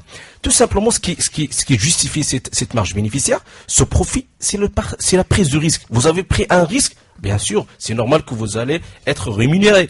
C'est ça l'essentiel. Et il faut savoir aussi que à partir de 1822, avant l'intérêt c'était interdit par plusieurs religions, à savoir le monothéisme, le judaïsme, christianisme et même l'islam aussi. Donc voilà, donc c'est pas seulement l'islam qui interdit le taux d'intérêt. Et à partir de 1822, lorsqu'on a dit on peut le permettre dans le commerce.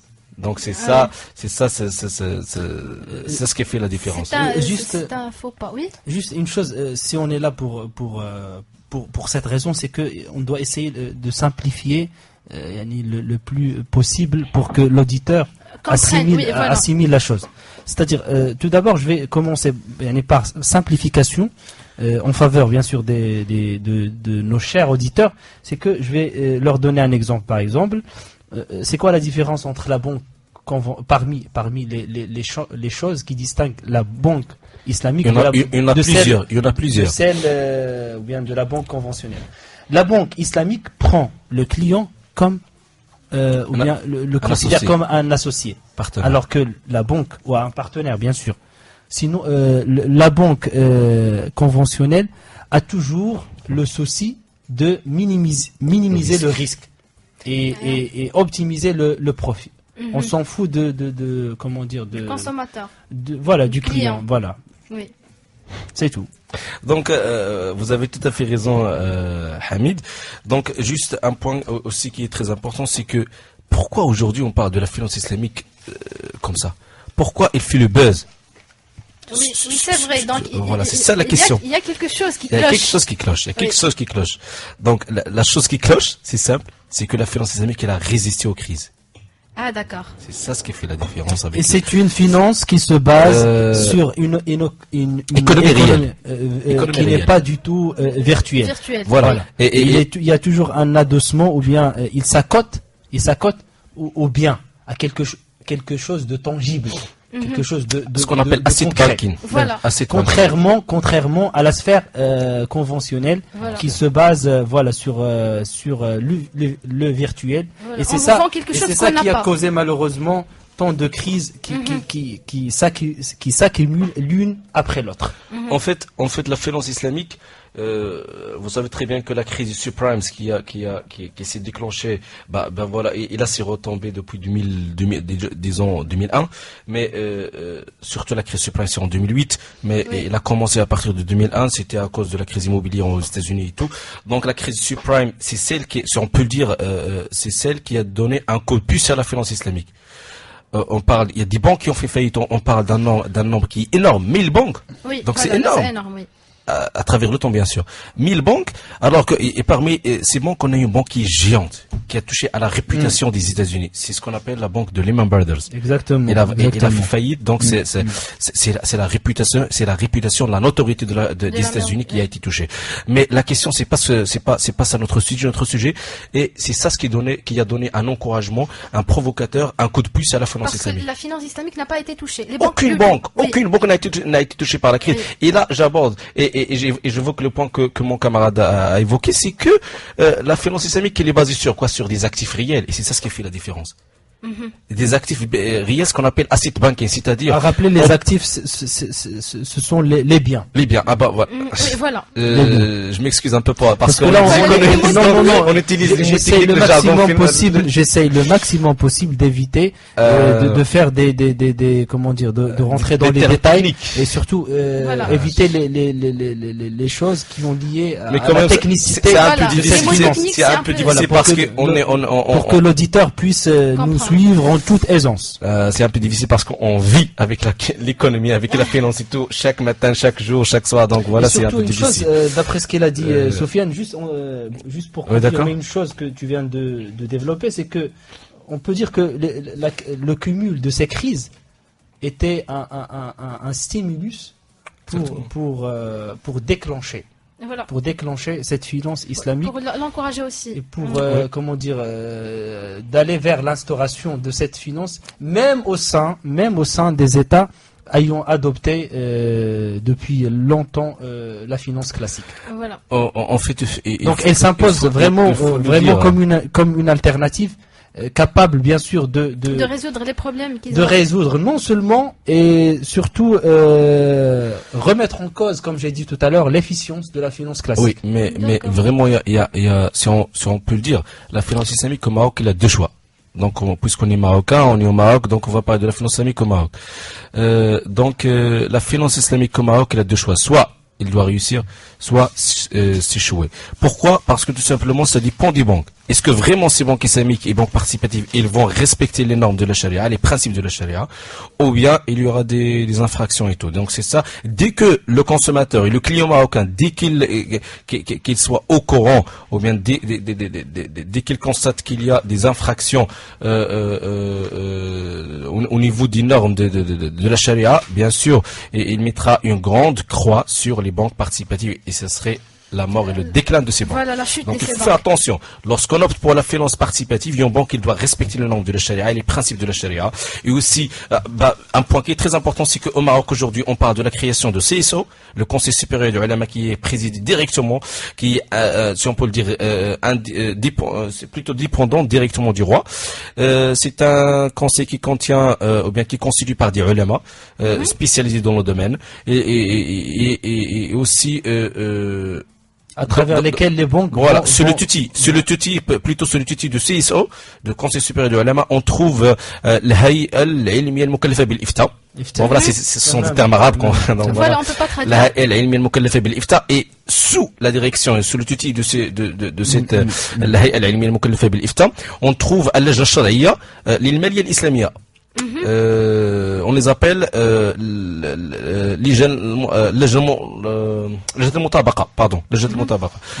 le comité de conformité. Voilà, de conformité, exactement, voilà. Donc on a ces trois comités qui vont veiller sur le respect des normes de la charia et aussi des principes de la charia par les banques participatives. Ce qu'il faut savoir aussi, c'est que la finance islamique, voilà, c'est une réalité aujourd'hui. La finance islamique, c'est un défi.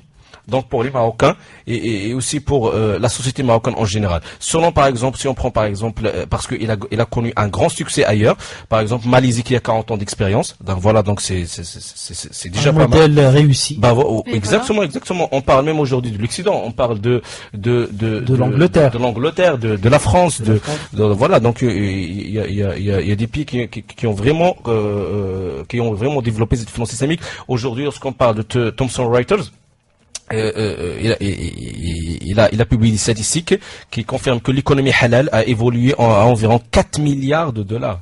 4 milliards de dollars en 2014, et ce chiffre doit doubler, C'est grand. se hein, double. quand même. Oh, bah voilà, c'est énorme, c'est énorme. Si tu Et- permets, et- Soufiane, juste Et un tout à l'heure, point en juste, parallèle. je peux continuer, je peux terminer mon idée, c'est que cette évolution, c'est une fonction exponentielle, comme Voilà. vous avez dit.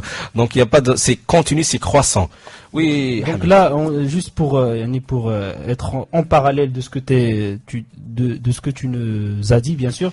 Donc là, juste pour rappeler, il y a des fondements sur lesquels, comme j'ai dit, la finance islamique s'est basée. Et parmi, bien sûr, ces fondements, le premier fondement, c'est l'interdiction de l'intérêt. C'est-à-dire, on ne fait pas de prêt à intérêt.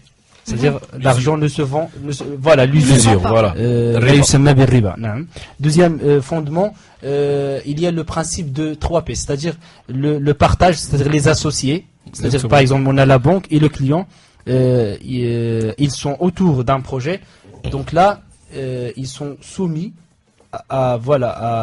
au partage du profit et de perte. Voilà. Deuxième fondement. Juste pour le deuxième point, Hamid, vous avez tout à fait raison. Le fait, et j'ai justifié le fait de bénéficier d'un profit ou bien d'un résultat par la prise de risque. Le partage de profit et le risque. Si on ne prend pas le risque, c'est tabou. Haram. Donc il faut prendre le risque. Voilà. Donc c'est ça ce qui fait la différence. Et si on a une garantie de profit, c'est haram. Donc, Il faut qu'il y ait un risque. je continue toujours à exposer les fondements de la finance islamique. Puis nous avons l'interdiction de financement des activités interdites. Par exemple, Oui, exactement. Illicite. illicite ou interdite. Qui sont ou, tabous, par voilà. Les armes, Le l'alcool. financement de l'arme, viande l'alcool, porcine, la viande porcine et voilà, tout. la vente du porc. Et quoi d'autre? Le quatrième, c'est l'interdiction de ce qu'on appelle le gharar. Le messire. Al-maysir ou al-gharar, je sais pas. Al-ghara, c'est français. voilà, al-ghara, c'est l'incertitude. L'incertitude, ouais. Et le messire, c'est la spéculation. La spéculation. Voilà, Donc, c'est comme il mon est camarade, interdit, voilà. il est Ah là formellement, là, j'ai compris. il Oui, est j'ai formellement compris. interdit de procéder à ce genre de pratiques qui sont pleinement permises dans l'autre finance antagoniste, Oui. bien sûr, à la finance islamique. Et puis le cinquième, Le plus intéressant, le plus intéressant, c'est asset banking, c'est Asset, le fait de c'est-à-dire se baser que- sur des actifs réels. voilà, nous sommes Oui. c'est-à-dire toute transaction quelconque est liée ou bien est Il doit porter sur afférente. Mhm. Ou bien voilà est basée sur et elle doit s'adosser aux biens ou bien aux marchandises tangibles qu'on touche. Voilà. exactement. Et c'est pas Mais de le moussa, voilà c'est pas voilà virtuel. c'est pas de en fait, l'abstraction quoi. Voilà, c'est pour cela qu'on a dit tout à l'heure que la finance islamique, c'est une finance qui fait partie de l'économie réelle. Et surtout donc à partir de ces fondements il s'avère que c'est-à-dire que personne ne peut nier que la finance islamique devient vraiment un locomotive, d'accord, qui va être au service de l'économie et surtout et plus précisément l'économie solidaire et sociale qui est bien sûr au service d'une certaine classe souffrant bien sûr de l'exclusion sociale, de la pauvreté. Oui, Donc voilà. donc c'est bien un serviteur en faveur de cette catégorie de population. Juste si tu permets, Hamid, un point qui est très très important qu'on a un peu marginalisé, ce sont les produits. Voilà, c'est ce qui intéresse les clients et les Marocains, ce sont les produits. Oui, Donc, voilà. d'une manière générale, si vous le permettez, les produits qui sont offerts par la finance islamique et la finance participative, pardon, ils sont précisés. Dans l'article 3 de la loi relative aux établissements du crédit et organismes assimilés, exactement la loi 103/12. Donc, on peut les répartir et les subdiviser en trois catégories. Premièrement, on a les produits sans contrepartie, ou bien les opérations sans contrepartie. Généralement, ils sont Qard al-Hassan et le Waqf, ce qu'on appelle les ligues pieux. Donc, Qard al-Hassan, c'est un prêt sans intérêt. Donc, je vous donne 1 million, vous me rendez 1 million. Donc, il n'y a aucun problème. C'est surtout Qard al-Hassan. voilà, exactement. Là, voilà, donc, c'est à la faveur des œuvres à caractère social et tout, donc, par exemple les associations, par exemple aussi les mosquées, donc voilà, les hôpitaux et tout. Donc ça c'est pour les opérations sans contrepartie. Deuxièmement, on parle des opérations commerciales sans le principe de 3P et généralement on distingue quatre produits. On a la murabaha, ijara, salam, istisna. Murabaha, je sais pas est-ce qu'on a le temps pour expliquer chaque produit. Oui, oui, bien sûr. Donc Murabaha, c'est simple. Murabaha, c'est tout d'abord, je suis dans le cadre des opérations commerciales. Oui. Murabaha, Ijara, Salam, Istisna. Donc Murabaha, c'est quoi? C'est tout d'abord, je vais donner un exemple pour chaque produit pour mieux comprendre. Oui, C'est voilà. pour sortir Pour un peu du cadre concrétiser les théorique. choses, Voilà, oui. voilà, parce qu'on comprend toujours avec la concrétisation et non pas ce qui est théorique. Donc la Murabaha, par exemple, c'est comme le cas de la voiture que vous avez dit, que vous avez Oui. dit tout à Exactement. l'heure. Vous avez besoin d'une voiture. Le prix de la voiture, c'est par exemple 10 000 dirhams. Ben voilà, donc vous avez contacté le vendeur. Oui. Donc vous avez précisé les caractères de la voiture et tout. Donc voilà, c'est une par exemple BMW modèle tout.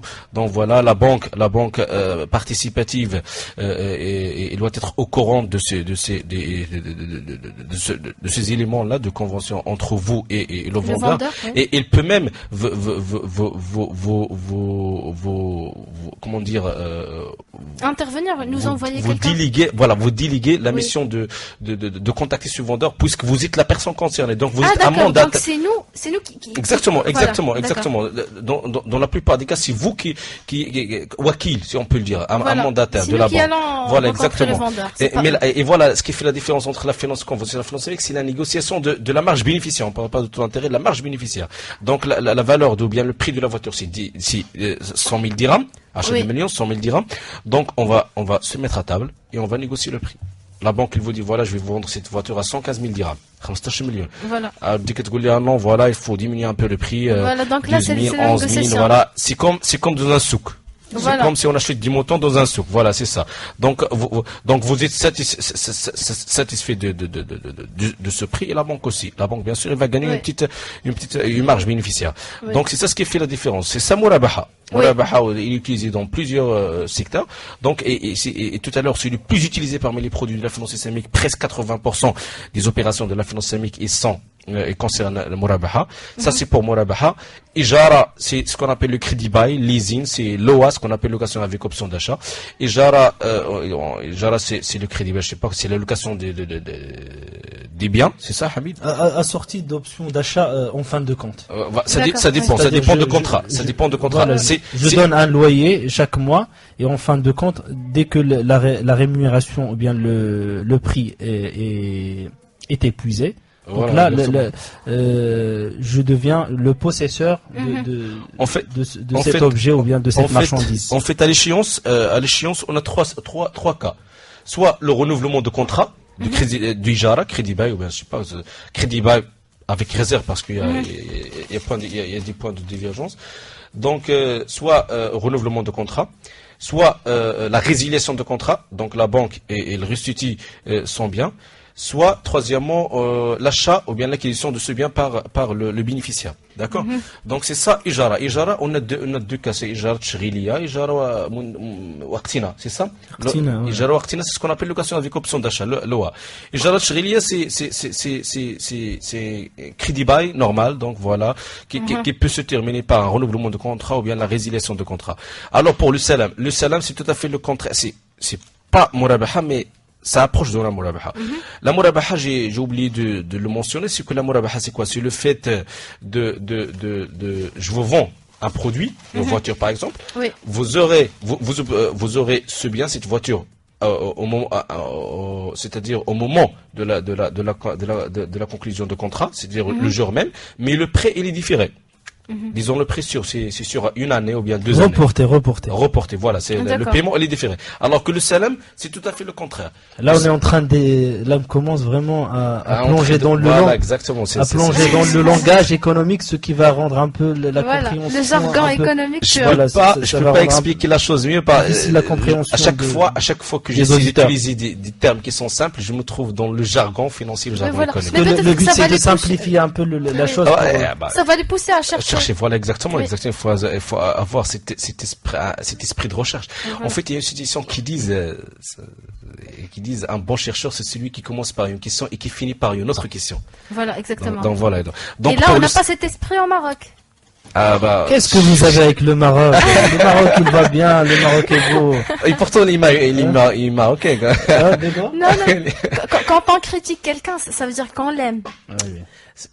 En fait, même, voilà la même chose. Au Maroc, on n'a pas cette pensée. C'est-à-dire, Voilà. si tu me critiques, Voilà, c'est-à-dire ça que veut je suis dire pas que je te d'accord avec déteste. toi. C'est une Non. Alors critique, que ça tu le passe critiques du pas. moment où c'est entre nous. D'accord. Voilà, on est Du tous des moment Marocains. ça, j'adore, Oui, ça, oui. les critiques. Oui, voilà. Voilà, mais envers les étrangers, Ouais. là, En tout cas, je continue sur le salam. Le salam, vous payez au comptant, c'est-à-dire au moment de la conclusion du contrat, mais le produit vous sera livré après. D'accord? Donc, je vais pas entrer dans le détail parce que c'est un peu compliqué, c'est ça. Oui, oui, oui. Donc, le salam, vous obtiendrez, il faut payer au comptant au moment de la conclusion du contrat, mais le produit, il vous sera livré après. C'est ça. Il y a vraiment un débat dans le salam. On peut même on peut même faire un doctorat sur le salam seulement. Oui, Donc, voilà. donc ça c'est pour les opérations à caractère commercial. Murabaha, ijara, salam, istisna. Donc et lorsqu'on parle des opérations de financement, on a musharaka et mudaraba, et là c'est un risque. Ils sont peu utilisés parce qu'il y a un risque. Donc la question qui se pose vraiment, c'est que est-ce que la finance islamique, parce que pourra trouver une place bien sûr dans l'approche économique marocaine. Marocain, oui. Donc certainement il y aura des défis Mhm. que bien sûr la finance islamique va rencontrer. Donc là il faut attendre, il faut voir comment ça va se gérer. Donc espérons que ça va marcher. Donc pour la finance islamique en général, c'est ça. Je vais citer juste un point qui est très important qu'on a oublié de citer au début, c'est la finance islamique. La finance islamique, elle est fondée sur maqasid al-sharia. Donc elle a pour objectif la préservation de ces maqasid al-sharia. Elles sont de 5. Vite, on a la foi din, on a l'âme nafs, l'intellect l'aql, on a la progéniteur nasl, et on a les biens les mal. Et pour conclure mon intervention et mon point de vue là-dessus, c'est que la finance islamique aujourd'hui, il a quand même beaucoup de travail à faire. Il y a du travail à faire. Donc il faut faire des recherches, il faut faire des développements, des évolutions là-dessus. Et juste parce qu'on a un peu marginalisé un peu les marchés de capitaux. Le marché de capitaux dans la finance islamique, ils sont encore un peu timides. Mhm. Donc voilà, donc on parle généralement des sukuk. Les sukuk, ce sont des obligations islamiques avec réserve. Donc c'est l'équivalent, si on peut dire, c'est l'équivalent des obligations islamiques. La rémunération, la seule différence, c'est que dans les sukuk, la rémunération, elle n'est pas fixe, elle est liée au résultat, le partage de profit et de risque. Et pour ce Oui, voilà. Donc si Exactement. vous avez réussi, vous allez partager. Exactement. Si vous avez échoué, il faut assumer le risque. Voilà. Exact. Donc, juste à titre d'information, c'est que le premier indice boursier est ce qu'on appelle le SAMI, c'est-à-dire le Social Award Muslim Index, lancé en 1998.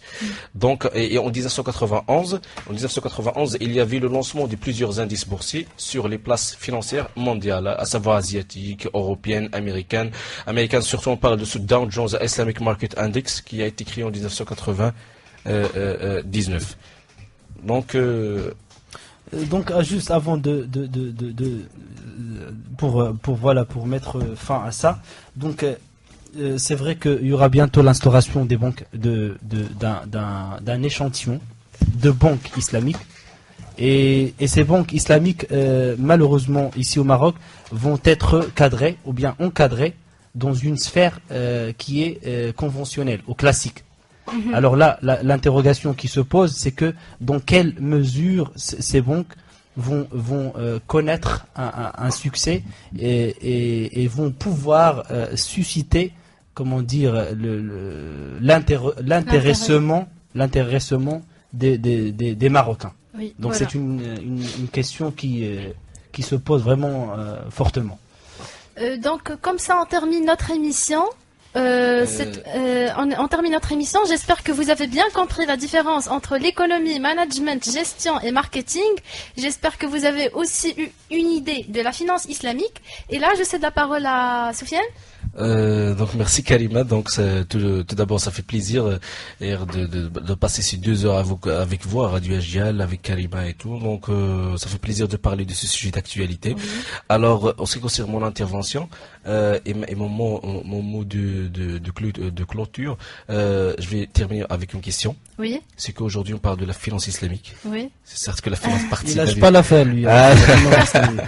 Non, tout à l'heure, elle a parlé des auditeurs qu'ils doivent aller chercher Oui. l'information. Donc Faut voilà, chercher. je vais leur donner une question. C'est que aujourd'hui, le système bancaire marocain, c'est un système capitaliste qui est basé sur le taux d'intérêt. Oui. Même la banque centrale, Banque Al-Maghreb, et il travaille, ou bien il a des opérations à base d'intérêt, à base de taux d'intérêt. Sûrement, selon votre avis, je vous pose la question carrément. Donc les banques participatives, ils auront des relations avec la banque centrale. Oui, Ça voilà. c'est sûr. Oui, C'est pas un peu paradoxal pour vous? oui, exactement. Donc c'est ça la question. Et comment est-ce que vraiment ces banques participatives vont exercer leurs activités dans un système qui est purement capitaliste? Voilà. C'est ça la question. C'est le contraire. Voilà, ils doivent être isolés normalement. C'est des magouilles. Hamid, Il y a des magouilles là-dessus. Alors, un petit mot, donc qu'est-ce que je vais vous dire? Très content de vivre des bons moments dans cette station AGL, en compagnie bien sûr de Miss Karima, Ah oui, ça fait bien plaisir. sûr toujours dans le cadre, bien dans le partage et l'échange qui va certainement profiter à tout le monde. donc Merci je vous encore remercie. une fois et j'espère Merci, que ça Karima. va Je vous ça fait remercie, plaisir. reproduire Sofiane et prochainement. Hamid. Merci. Merci beaucoup. Vous en faites.